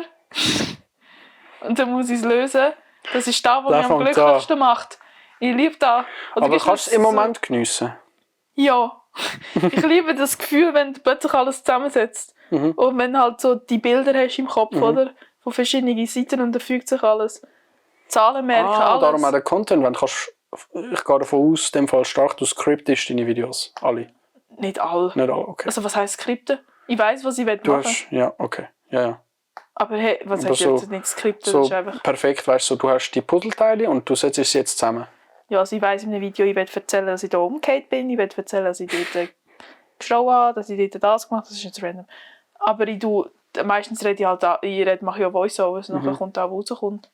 Okay, alles klar, I see. Wollen wir eine Fragerunde machen? Okay. Das sind ein paar echt crazy Fragen. Also wirklich. Okay. Bist du ready? Ja. Schon. Also ich habe ja die Story gemacht und ich habe gesagt, hey, stellt Fragen, Mindset, Persönlichkeitsentwicklung, Trash-Talk, alles was ihr wollt, an mich, Simona, uns beide etc. Okay, gehen wir mal durch. Okay. Wow. Wie lernt man richtig sich selber zu lieben? Und vor allem, wo ist die Abgrenzung? Er hat noch DM geschrieben. Wo ist die Abgrenzung? Warte. Wo ist die Abgrenzung zur Selbstverliebtheit, was von vielen dann ja als negativ angesehen wird? Also, Holy selbstverliebt bin ich wahrscheinlich nicht. Aber eben, das ist so, schreib dir deine Stärken und deine Schwächen auf und bist dir bewusst über an. Und das hat auch viel mit Selbstliebe zu tun, im Sinne von, du liebst dich für deine Stärken und du siehst auch, was andere an dir lieben könnten. Weil ich sehe mittlerweile, warum das Leute gerne mit mir Zeit verbringen. Weil ich so viel Motivation ihnen gebe und positive Energie. Das hat mir mal jemand gesagt, wenn man mit mir Zeit verbringt, also, wenn man mich in einem Wort müsste beschreiben, wäre es lebendig. Das habe ich auch schön gefunden.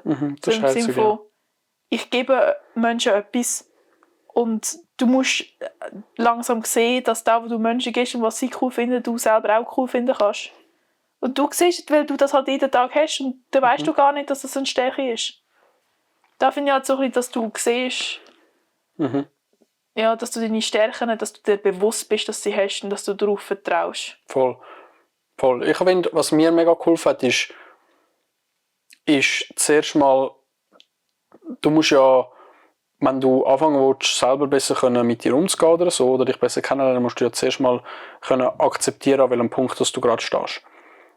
Das heisst, für mich hat es extrem geholfen, zuerst mal müssen akzeptieren, wo dass ich gerade bin, wie ich mich fühle, wie dass ich aussehe, wie gesund dass ich bin, ob gesund oder nicht, etc. Und erst wenn ich akzeptiere, dass ich überhaupt jetzt in dem Stadion bin, kann ich ja anfangen, anhand von dem aus quasi zu arbeiten. Wenn ich nicht akzeptiere, dass ich jetzt bin, wo ich bin, ob es jetzt surreal oder real ist, kann ich nicht von dem Standpunkt aus agieren. Weißt du, was ich meine? Und das heisst, was ich machen würde, ist immer zuerst, wenn du zur Selbstliebe finden oder einfach mehr zufriedener sein, weniger Selbstzweifel haben, was weiß ich, ist es zuerst mal zu akzeptieren, dass du jetzt gerade an dem Punkt bist, wo du bist und gerade jetzt so bist, wie du bist. Das heisst nicht, dass du so bleibst, aber von dem Standpunkt aus musst du arbeiten. Und ich glaube, das macht es einiges einfacher, auch Fortschritt zu sehen, weil du weißt, wo du wirklich effektiv gestartet hast. Und es macht es einiges einfacher auch, umzugehen mit allem Negativen, weil du weißt, es ist einfach ein temporärer Zustand quasi. Ja, ich verstehe, was du meinst. Das ist so das, was mir extrem geholfen hat. Sorry. Das ist auch noch mit der Akzeptanz vom jetzigen Zustand. Ja. Ich glaube, Dankbarkeit Vollgas. Ist auch ein wichtiger Vollgas, Punkt. Ja.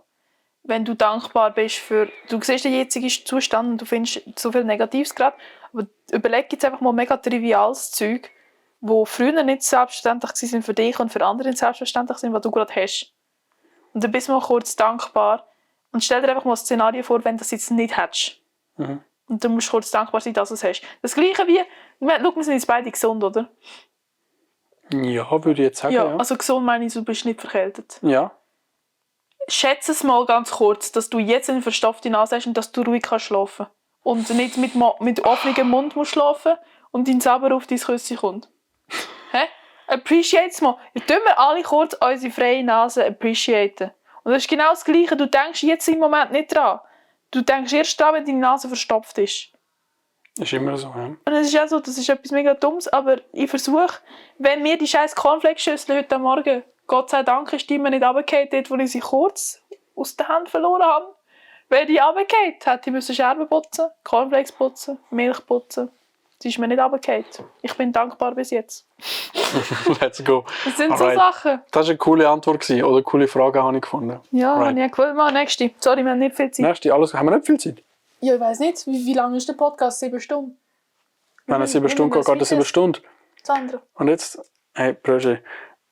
Und jetzt, darum habe ich das so cool gefunden, hast du das gesagt. Jetzt habe ich eine Frage. Wenn Simona sich ein Vision Board machen würde, wie würde das aussehen? Und das ist eigentlich, du hast ja eins, das vor, aber gibt es noch etwas, wenn du jetzt wirklich ein Vision Board machen würdest, was du anders machen oder was würdest du dazu nehmen oder so irgendwie? Soll ich den Rollladen noch ein bisschen runterlassen? Nein, ich bin jetzt gerade gerne in der Sonne. Fühlt sich gut an. Mhm. Dings. Also Vision Board ist ja da, wo ich hingehen will, oder? Mhm. Manifestation. Das habe ich nicht. Aber Wenn du jetzt eins machen würdest, machst du einfach aus Prinzip auch nicht. Ja, weil ich habe kein Idol. Ich habe noch nie in meinem Leben ein Idol gehabt. Ich muss euch das mal vorstellen. Es hat ja nicht, also es muss ja nicht eine Person sein. Ja, es muss aber nicht eine Sache sein. Es kann aber ein Ziel sein. Ja, ich brauche kein Vision Board zum Ziel erreichen. Aber ich glaube, Ja. mein Ziel ist im Fall, mein grösstes Ziel in meinem Leben ist, dass ich glücklich werde. Und definier deine Glücklichkeit. Wenn du Glücklichkeit nicht kannst definieren, wie willst du es erreichen? Ich glaube, es ist ein angenehmes Gefühl um mein Herz herum und nicht eine dunkle Wolke. Und, und jetzt ist die Frage, was führt zu dem Gefühl? Und so kannst du anfangen. Weißt du, was ich meine? Ja, ich weiss, was du meinst. Ich glaube im Fall einfach das machen jeden Tag, den ich am liebsten habe. Mhm. Und bei mir ist jetzt ich bin immer am glücklichsten, wenn ich das mache, was ich am liebsten habe. Und darum würde ich einfach gerne den Rest von meinem Leben studieren. Und vielleicht würde dann so dein Vision Board aussehen. Voller Studiengang. Zum Beispiel? Ja, vielleicht kann ich ja dort auch. Ja. Kann ich ja mal machen. Vielleicht ETH oder so, ich weiß es nicht. Aber ja, auf jeden Fall. Ja, nein, ETH muss ich noch überlegen. Überlegst, okay. Ja, ETH ist nicht so etwas, da geht man einfach schnell hin. Da Das muss ist man absolut 7 Jahre richtig. dort gefangen und muss Gefangen? schwitzen. Ja, weil wenn man es mal anfängt, muss man es auch beenden. Das ist wieder Disziplin, sehr gut. Ganz spannende Frage. Ich glaube, die ist uns beide gerichtet vor allem.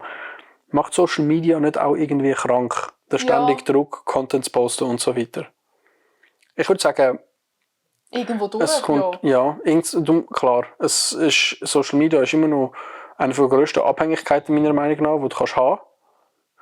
Und du hast einen Druck, wo du dir gewissermaßen selber setzen, aber der Druck kommt nur, wenn du auch Ziel hast im Social Media Bereich.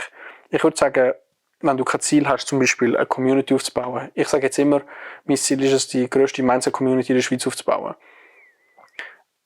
Wobei ich muss sagen, ich habe nicht wirklich einen Druck, das zu machen, weil ich mache es einfach in meinem Tempo. Und es ist dann so weit, wenn es so weit ist, ob das in einem Monat ist oder in 10 Jahren. Weißt du, was ich meine? Also ich mache mir selber mit dem Social Media keinen Druck. Ich kann mir aber vorstellen, sobald du dein Leben, deine Bedürfnisse und deinen Lebensstandard anfängst vom Social Media abhängig zu machen, sei das mit einem Einkommen zum Beispiel, wo du generierst über Social Media, dann hast du einen Druck. Oder einem Bild, wo du musst standhalten, wo nicht in Verrufung geraten über Social Media, dann hast du einen Druck. Ich meines Erachtens habe das zum Glück noch nicht, weshalb ich mich voll ausleben kann. Aber auch, glaube, wenn ich den Druck hätte, würde ich mich voll ausleben. Kann ich jetzt aber natürlich so noch nicht sagen, wie es dann sein wird. Ich weiss so, wie das bei dir ist. Du verdienst ja eben nebenbei Geld mit Social Media. Ja, aber ja, eben überhaupt keinen Druck, was da anbelangt. Ich glaube, ich mache mir selber Druck. Das ist das Einzige, wenn ich so merke, jetzt 2 Wochen lang habe ich so eine Ideen-Durchstrecke, wo ich einfach nicht so kreativ bin. Und dann muss ich halt kreativ sein, dann bin ich so, dann will ich es forcieren und dann ist halt auch blöd. Aber eben, weil ich bin nicht selbstständig, ich habe kein Ziel, ich mache einfach mal, es ist zur Selbstentfaltung eigentlich auch so schön. Eben. Darum sind wir zwar vielleicht die falschen Personen, um da zu fragen, aber ich glaube, es kann anders krank machen. Aber ich glaube, es ist aber schon eine gute Frage. Weil ich glaube, man sieht dann immer, weißt, für die außenstehenden Leute sehen einfach 10'000, 20'000, 30'000, 40'000, 50'000 Follower. Wow, die müssen Content machen, sonst haben die Follower nicht. Weißt du, was ich meine? Ja. Ich glaube, viele überlegen gar nicht dahinter, dass es unsere Passion ist und wir uns ausleben einfach auf dem, was wir machen. Und also bei mir kann ich wirklich einfach sagen, ich lebe mich einfach aus auf meinem Social Media und mein Ausleben kommt halt gut an. Und ich bin streng der Meinung, dass wenn mir das, was ich mache, nicht mehr gefallen würde ich es nicht machen, sondern einfach wieder das machen, was mir gefällt. Und die Leute, die gleich ticken wie ich, die kommen ja mit. Und die sind ja mein Support. Der Rest interessiert mich gar nicht, weil du ziehst immer die Leute an, gleich denken wie du und wo gleich sind wie du, wo den gleichen Shit feiern wie du. Egal, ob du jetzt plötzlich einen Content-Switch machst, ob du plötzlich jetzt nur noch Jura-Content machen würdest, ob ich jetzt plötzlich nur noch Gym-Content machen würde. Weißt du, wie ich meine? Darum, Druck, ich verstehe, ja, dass der Druck kann sein kann, vor allem ab dann, wenn etwas Grosses davon abhängt. Aber bei mir habe ich das Gefühl, wirklich noch nicht gross etwas davon ab. Ja, also den Druck kann ich auch nicht. Es ist halt so. Aber ich glaube, die Frage war allgemein, ob es krank machen kann. Darum, was ich finde, kann krank machen, ist, dass du.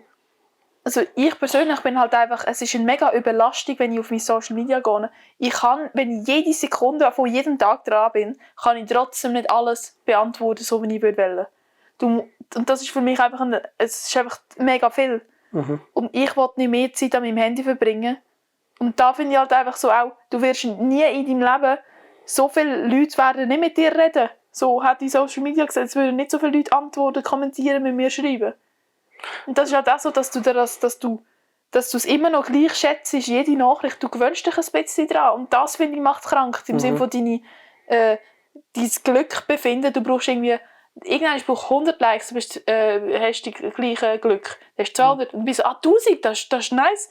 Und irgendwann sind 1000 nicht mehr viel, weil du dich daran gewöhnt hast. Verstehst du, was ich meine? Ja, wenn das kannst am Boden behalten oder Level behalten. Ich versuche es jeden Tag, aber es ist nicht einfach. Dass du dich daran erinnerst, dass 20'000 hure viel ist. Und dann bist du halt so, der hat alles immer 40'000, das ist 40 dein Standard. Der hat alles immer 50'000, ist 50 dein Standard. Und dass du immer noch jedes Mal realisierst, wie viel das eigentlich ist, was du bekommst. Ich mache das immer so, dass ich mir einfach sage, hey, 10'000 Follower, crazy shit. Alter, wenn mir die Leute vor mich stellen, what the fuck. Ja. Aber es ist gleich noch lange nicht dort, wo ich hin will. Also, weil ich meine Ziele habe, was das angeht, oder? Und das hilft mir nicht, mich in die Höhe zu lupfen, mit ich bin der Geilste, aber auch gleich mich nicht einfach in den Boden zu stampfen von wegen, Alter, du bist nichts. So, weißt du, ich meine, so, das ist so ein... Ja, aber ich rede jetzt ja nicht nur über uns zwei, weißt du? Ja, es hat natürlich daraus... einfach Bezug zu der Realität verlieren, das kann eine Krankheit sein. Also ich persönlich finde, ich habe es noch mega gut im Griff, aber ich merke, dass es sich verändert hat, verglichen mit bevor ich überhaupt Social Media gemacht habe. Weil würde ich das Handy jetzt gerade jemandem geben, der Simona geben, die frisch angefangen hat, wäre sie leicht überfordert. Also wirklich. Ich bin auch jetzt noch überfordert. Für mich ist es auch noch frisch. Für mich ein Jahr, bei dir ein halbes Jahr. Hey. Crazy. Nächste Frage. Wie regelt ihr euren Alltag, dass ihr Energie und Zeit für den Sport habt? Ja, aber bei mir... Also ich sage dir ehrlich, der Sport gibt mir die Energie. Also der Sport, für viele ist Sport das Auspowern, aber bei mir tut der Sport die Batterie wie auch aufladen. Ja, es ist ja so. Sport gibt dir Energie. Also ich kann dir sagen, wie es für mich ist. Lernphase tue ich Sport ist eine Investition. Ich weiss es nicht mehr jetzt 2 Stunden Zeit, aber du investierst und dann weißt du, wirst nachher dich besser wieder konzentrieren können. Und als Sportler merke ich es umso mehr, wenn ich mal eine Zeit lang Sport mache, merke ich den Unterschied. Ich kann euch sagen, es hilft euch bei der Konzentration, energietechnisch und ganz einfach, wenn ich Zeit finde, Zeit einplanen. Ich habe gesagt, ich plane alles ein. Es ist wie Puzzleteil, wo du den Tag einsetzen musst.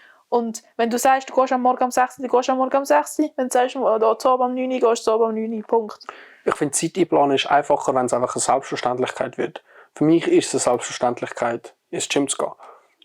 Und dadurch wird das auch nicht geschoben, außer das ist wirklich etwas Spezielles. Ja. Und ich schaue so, dass es nicht obsessive, also was ist obsessive auf Deutsch? Einfach, dass es nicht was traumhaft? Zwanghaft. Ja, dass es nicht eine zwanghafte, krankhafte Beziehung zum Gym wird. Weißt du, was ich meine? Aber trotzdem noch so, dass ich mal sagen kann, hey, schau, heute geht es mir nicht gut oder heute fühle ich mich nicht danach, heute gar nicht. Aber auch so, dass ich sagen kann, hey, Alter, ich kann 6 Tage in der Woche durchziehen und gib ihm so, weißt du? Ja, aber bei mir ist es ganz einfach. Ich weiss ganz genau, wie ich mich nach dem Sport fühle. So, ich weiss, dass ich noch nie ein Workout bereut, dann weiss ich auch, dass ich mich freue auf das. Ich freue mich auch, keine Ahnung, auf meine Squats, auch wenn sie weh tun im Moment. Wir müssen einfach ein paar Mal Sachen als Selbstzweck sehen und nicht immer nur, dass ihr etwas daraus rauswollt. Sport selber ist einfach auch nice. Ihr müsst euch freuen auf die Sache selber. Auch wenn es halt viele Benefits hat. Also, next question. Okay. Wie fest spürt ihr Power of Environment in eurem Leben positiv und negativ? Das finde ich eine ganz geile Frage. Ich Vollgas. Ich habe vor etwa 3 Jahren angefangen aussortieren. Und ich bewege mich eigentlich immer in einem Umfeld, wo mich antreibt zu mehr oder wo mir auch hilft, mal runterzufahren von zu viel. Sage ich mal so. Das heisst, meine Kollegenkreise, meine Familie. Es gibt aber auch Umfelder, die negativ sind, in denen ich zum Teil mich drin befinde, weil es einfach nicht anders geht. Aber dort habe ich mittlerweile so gelernt, meine Energien und mich positiv nicht runterziehen zu lassen von der negativen Energie, sondern eher sogar die positiv anzustecken. Aber sonst, dort wo ich die Chance habe und die Wahl habe, tue ich mich immer mit dem positiven Environment umgeben, weil du bist die 6. Person mit diesen 5 Leuten, die dich umgibst. Wenn du dich mit 5 Jura-Studenten umgehst, wirst du sehr wahrscheinlich die 6. Studentin oder Student. Wenn du dich mit 5 Kiffer umgehst, wirst du sehr wahrscheinlich der 6. Wenn du dich mit 5 Millionären umgehst, ist die Wahrscheinlichkeit hoch, dass du der 6. wirst. Nach dem Prinzip tue ich sehr stark eigentlich leben, sage ich mal so. Also ich tue das sehr stark, weiss, wie das bei dir ist und ob du einfach machst, halt einfach. Aber ich achte mich da schon drauf. Ich glaube, da sind wir das komplette Gegenteil. Schon? Ja, also ich bin mega selbstständig. Also ich lasse mich nicht beeinflussen. Gar nicht? Du kannst jetzt die Frage, mich umdingseln, wie du willst. Jetzt kannst du aber sagen, sind Hate-Kommentare nicht auch Beeinflussung? Ich tue nichts anderes ab denen. Okay.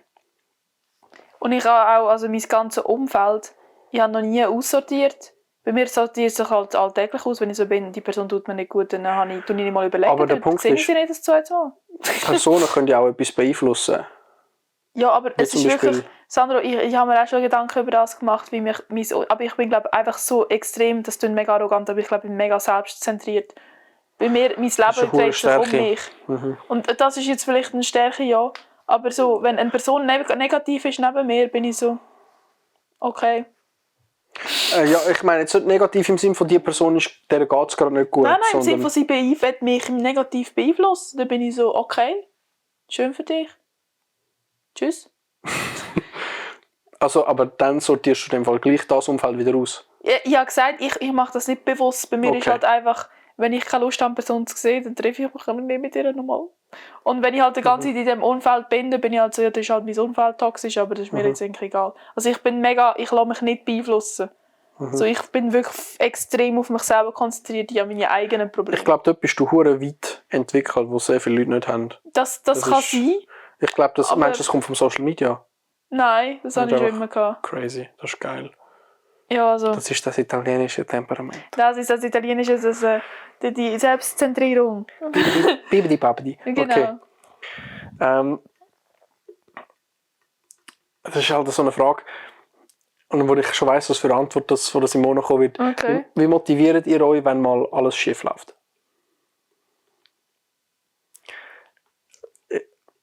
Meine Antwort weisst du ja schon. Disziplin, oder? Also ich kann mich auch motivieren.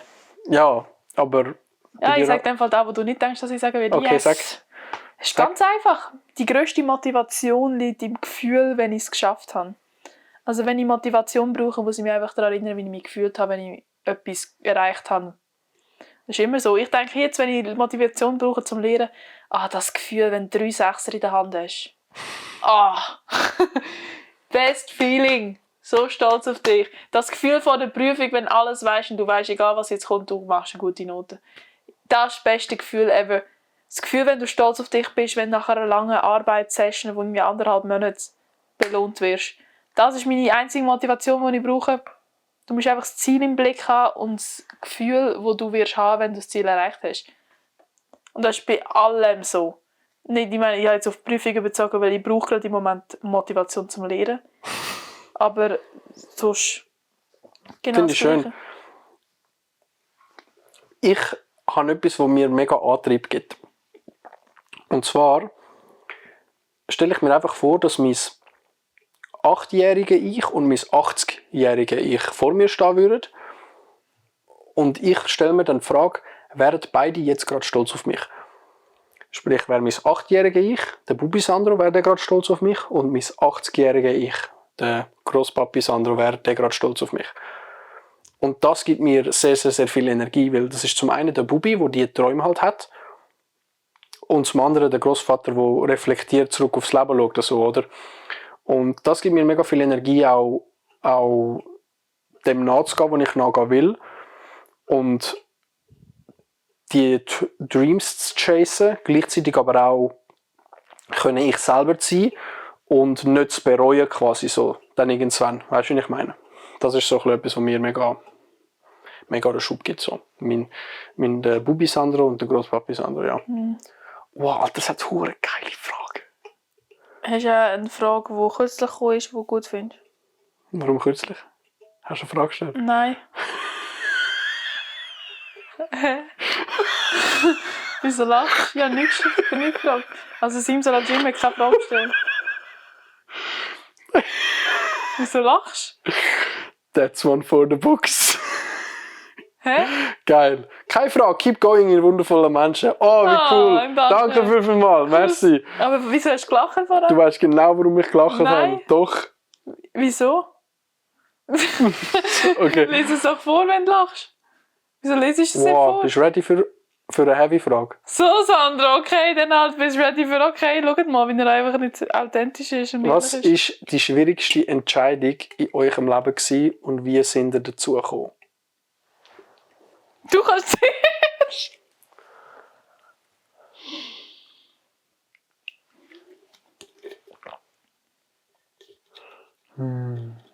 Das ist eine mega schwierige ich habe Frage. Etwas, Ja. aber ich will es nicht sagen. Dann sag's nicht. Ja. Das Also ich kann es nicht sagen, das ist mir zu persönlich. ist voll okay. Das ist ja nicht so ein persönlicher Podcast da. Nein, sag's nicht. Die schwierigste Entscheidung. Für mich ist es um eine Akzeptanz gegangen, dass etwas ist, wie es ist. Das war etwas am schwierigsten für mich. Ich hasse eigentlich Sachen akzeptieren. Und darum ist für mich auch der Schritt zu der Entwicklung, die ich gemacht habe, sehr, sehr, sehr schwierig gewesen. Darum, ich würde sagen, können etwas akzeptieren, wie es ist, und vom Standpunkt von dem aus dann zu arbeiten. Das war für mich so die schwierigste Entscheidung gewesen. Nicht mal eine Entscheidung in eine Richtung zu gehen, sondern einfach müssen etwas hinzunehmen quasi. Ja.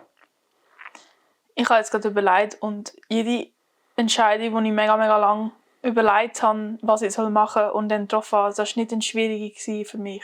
Weil es sich sehr richtig angefühlt hat. Aber ich glaube, das Schwierige war, wo ich mich überwinden musste. Ich muss einfach an das Audio denken, das ich vor irgendwie 2 Jahren geschickt habe. Das, ja, ich weiss welches. Aber also das ist irgendwie strong. Ich erkläre kurz. Ich habe schon ein grosses Ego. Und wenn ich habe mal etwas für einen empfunden, es ist jetzt egal, kein Kontext, es ist eigentlich gar nicht wichtig, es geht nur um das, was ich gemacht habe. Und ich habe fetten Korb kassiert, aber ich habe nie gesagt, ich habe nie ausgesprochen, was ich empfinde. Und ich habe noch nie bedingungslos einfach mal gesagt, wie ich mich fühle, im Wissen, ich werde verletzt. Ich habe einfach mich verletzlich zeigen, im Wissen, so, ich gebe den Ball ab. Dann habe ich einfach mal meine Gefühle einfach gesagt. Ich habe gesagt, hey, es hat mich so hart verwünscht. Ich weiss ganz genau, wahrscheinlich kommt ein zweiter Korb, aber ich habe es einfach versucht. Und ich bin einfach ehrlich gewesen und im Sinne von, weil man bereut immer die Sachen, die man nicht gemacht hat. Ja, Mann, das wäre super. Bam. Und ich habe das nicht bereut. Ja, zwar, Spoiler, ich habe fetten Korb bekommen nochmal. Aber es ist mir einfach darum gegangen, ich habe das noch nie gemacht in meinem Leben. Gesagt, wie ich mich fühle, im Wissen, dass ich verletzt werden kann. Und ja.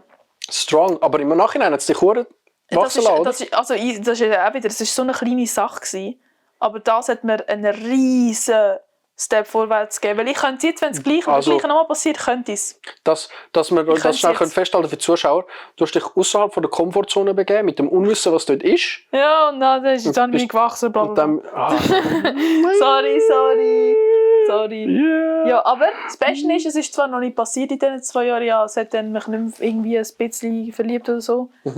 Aber ich würde auch nicht mal sagen, dass ich dort verliebt war. Aber einfach Emotionen hatte ich nicht in diesem Zeitraum.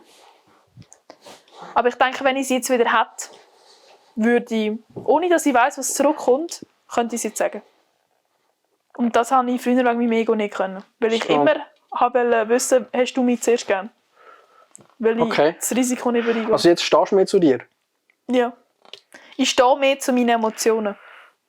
Ich weiß nicht, aber ich habe dort wirklich, das ist für mich das Schlimmste und das Beste, was ich habe mich wirklich so geil gefühlt. Leute, machen das einfach mal, wenn ihr jemanden habt, wo ihr irgendwie verliebt sind und die Person weiss es nicht, sagen es der Person einfach. Auch wenn ihr einen Korb bekommt und ihr vielleicht wisst, ihr bekommt einen Korb, es geht nur um euch, es geht nicht um die andere Person, es geht um euch. Und ja. Eine Frage, die eigentlich so ein bisschen das reinläuft, ist von euch beiden etwas, wo ihr stolz drauf sind und etwas, wo ihr im Nachhinein anders machen würdet. Eben stolz drauf sind wir jetzt, glaube ich, beide voll auf die Situation, oder? Auf da bin ich stolz. Etwas, was ich anders machen würde, habe ich im letzten Podcast schon beantwortet eigentlich. Ich würde, glaube ich, nichts anders machen. Ich auch nicht. Weil sonst wäre ich nicht die Person, die ich jetzt bin. Im Nachhinein denkst du immer so ein bisschen, ja, ich könnte etwas anders machen oder ich hätte gerne anders reagiert. Aber ich bin mittlerweile im Kopf so weit, dass ich denke, nein, es muss alles genau so kommen, wie es kommt. Ich muss eben auch sagen, ein Fehler ist erst ein Fehler, wenn du ihn zweimal machst. Und ich persönlich... Und aufs Herz hören ist nie ein Fehler. Ich habe noch keinen Fehler gemacht. Also im Sinne von, ich habe schon dumme Sachen gemacht. Aber ich habe aus dem gelernt und darum ist es nicht wirklich ein Fehler. Ja, okay, da hat es halt noch so Fragen. Ich weiss jetzt nicht, wir könnten noch ein paar... Vielleicht machen wir noch eine. Machen wir an. Macht ihr eure Trainingspläne selber? Also an welchem Tag welche Körperteile etc.? Und noch die Frage, habt ihr Tipps für Frauen zum Muskelaufbauen? Bin mega am Struggle und komme irgendwie nicht weiter. Ich würde bei beiden diesen Fragen eigentlich direkt auf ihren Podcast Promo machen, weil sie hat selber einen Podcast, der nennt sich Probetraining. Könnt ihr gerne mal abchecken, wo sie auch spezifisch Folgen dazu gemacht hat, zu Muskelaufbau, spezifisch auf Frauen bezogen, oder so ein bisschen allgemein, wie fangen Anfänger im Gym an, etc. und Zeug und alles, oder? Ja, also es ist sehr für Leute, die anfangen wollen, und es ist aber auch sehr für Selbstreflexion. Mhm. Also es ist wahrscheinlich sehr ähnlich mit deinem Podcast. Also du hast ja die Folge alle gehört. Ja. Die meisten. Ab dann, als ich angefangen habe zu hören, ja. Ich glaube, ich habe nicht die erste nicht gehört. Die dritte Folge, so fast mit dem Gym an, die hilft allen. Die habe ich extra gemacht für alle Anfängerfragen. Oder ich kläre Gym-Mythen auf. Das sind einfach so Vorurteile, wie 30 Vorurteile. Die habe ich die ist verdammt oft gehört worden. Das ist cool. Ja, über das Influencer sein. Und halt auch, wie man Trainingspläne und so macht. Der beste Split habe ich alles. Aber es geht wirklich, die Folgen, die spezifisch ums Gym gehen, die sind auch so deklariert. Der Rest ist auch viel, zum Beispiel «Bin ich noch schön?» oder «Das Leben als Perfektionismus». Okay, ja. Crazy. Also, unbedingt abchecken gehen da, ja. Wenn wir langsam zum Ende kommen. Ja, willst du nicht noch Fragen, die am Schluss noch gekommen sind, die willst du nicht noch klären? Okay, schon verstanden, dann halt nicht. Würdet ihr euch als spirituell bezeichnen? Ich würde mich als spirituell bezeichnen, ja. Nein. Du nicht. Ich voll. Das ist so ein bisschen unsere... Ich muss mich da noch ein bisschen inspirieren lassen vom Sandro, oder? Aber ich bin gar nicht auf dieser Schiene. Und dann jetzt noch so andere Fragen, die halt irgendwie keine Fragen sind. So. Ja. Okay, sorry. Aber ja, da hätte ich gesagt, bevor wir die letzten Sekunden dir geben, um quasi das Outro zu machen, haben alle, glaube ich, noch gesehen, wie du Gitarre hinter dem Rücken spielst, oder? Kein Bekommen. Also, das gibt's Also, das heisst, alle, die jetzt gerade auf Spotify schauen, schalten YouTube ein. Ausser die sind gerade am Autofahren, dann bitte nicht. Nein, bitte nicht. Ich habe panische Angst vor dem Autofahren. Jetzt ist da voll Ich habe gar nicht gewusst, dass du eine Gitarre hast. Du weißt, dass ich spiele. Du spielst? Ja, sicher. Das ist gut. Nein. Ah, es ist Nylon, hä? Ja, leider so. Okay, mal schauen, ob ich das mit dem Gehör kann. So. Kommt das gut, wenn man das Mikrofon hat? Muss die Stimme für das?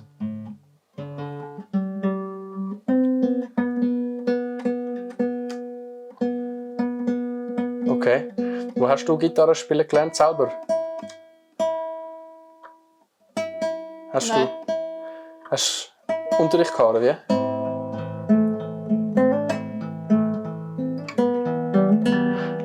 Okay, spiel hinter...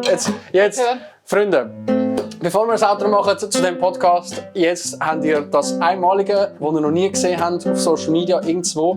Simona zeigt ihr das versteckte Talent, wie sie hinter dem Rücken kann Gitarre spielen kann.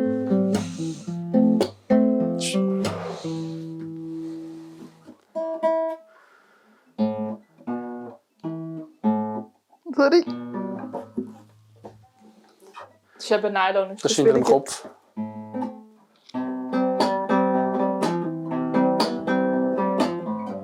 Alter, was?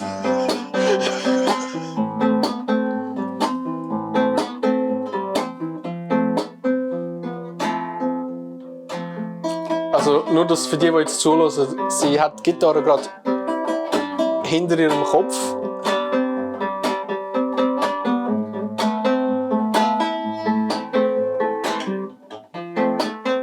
Gibt das echt einen Copyright-Strike?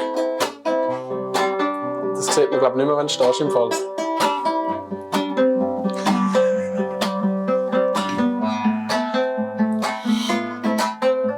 Alter, was? Okay, ich glaube, du hast dein Talent bewiesen, Simona. Hut ab. Hut ab.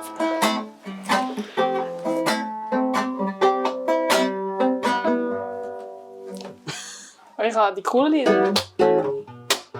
Das ist jetzt genug. Du hast jetzt genug angegeben. Ist okay. Das war strong. Wie lernt man so etwas? Skill. Disziplin. Ich bin jede Sekunde hingeguckt und habe gesagt, ich will das können und ich habe es geübt. Weil es braucht einen spezifischen Muskel. Okay. Simona, die letzten Sekunden vom Podcast gehören dir. Folgt mir auf Instagram. Ja, nein, sag. Ich kann wirklich halt mal selber promoten. Du kannst Promo machen, ja. Okay, also. Hallo zusammen. Wenn ihr meine Videos schon mal gesehen habt, dann wisst ihr, es ist etwas dahinter oder Simsalajim ist dahinter. Ich habe keine Ahnung, wie man das macht. Also, auf Instagram Simsalajim, auf TikTok Simsalajim, auf Spotify Probetraining oder Apple Podcast. Und ja. Was heisst es? Miteinander. Danke vielmals, dass ihr dabei sind. Bist miteinander. Folgt auch im Miteinander. Folgt dem Sandro Schmitter. Genau. Ich bin nicht gezwungen worden, das zu sagen. Love you, bro. Peace.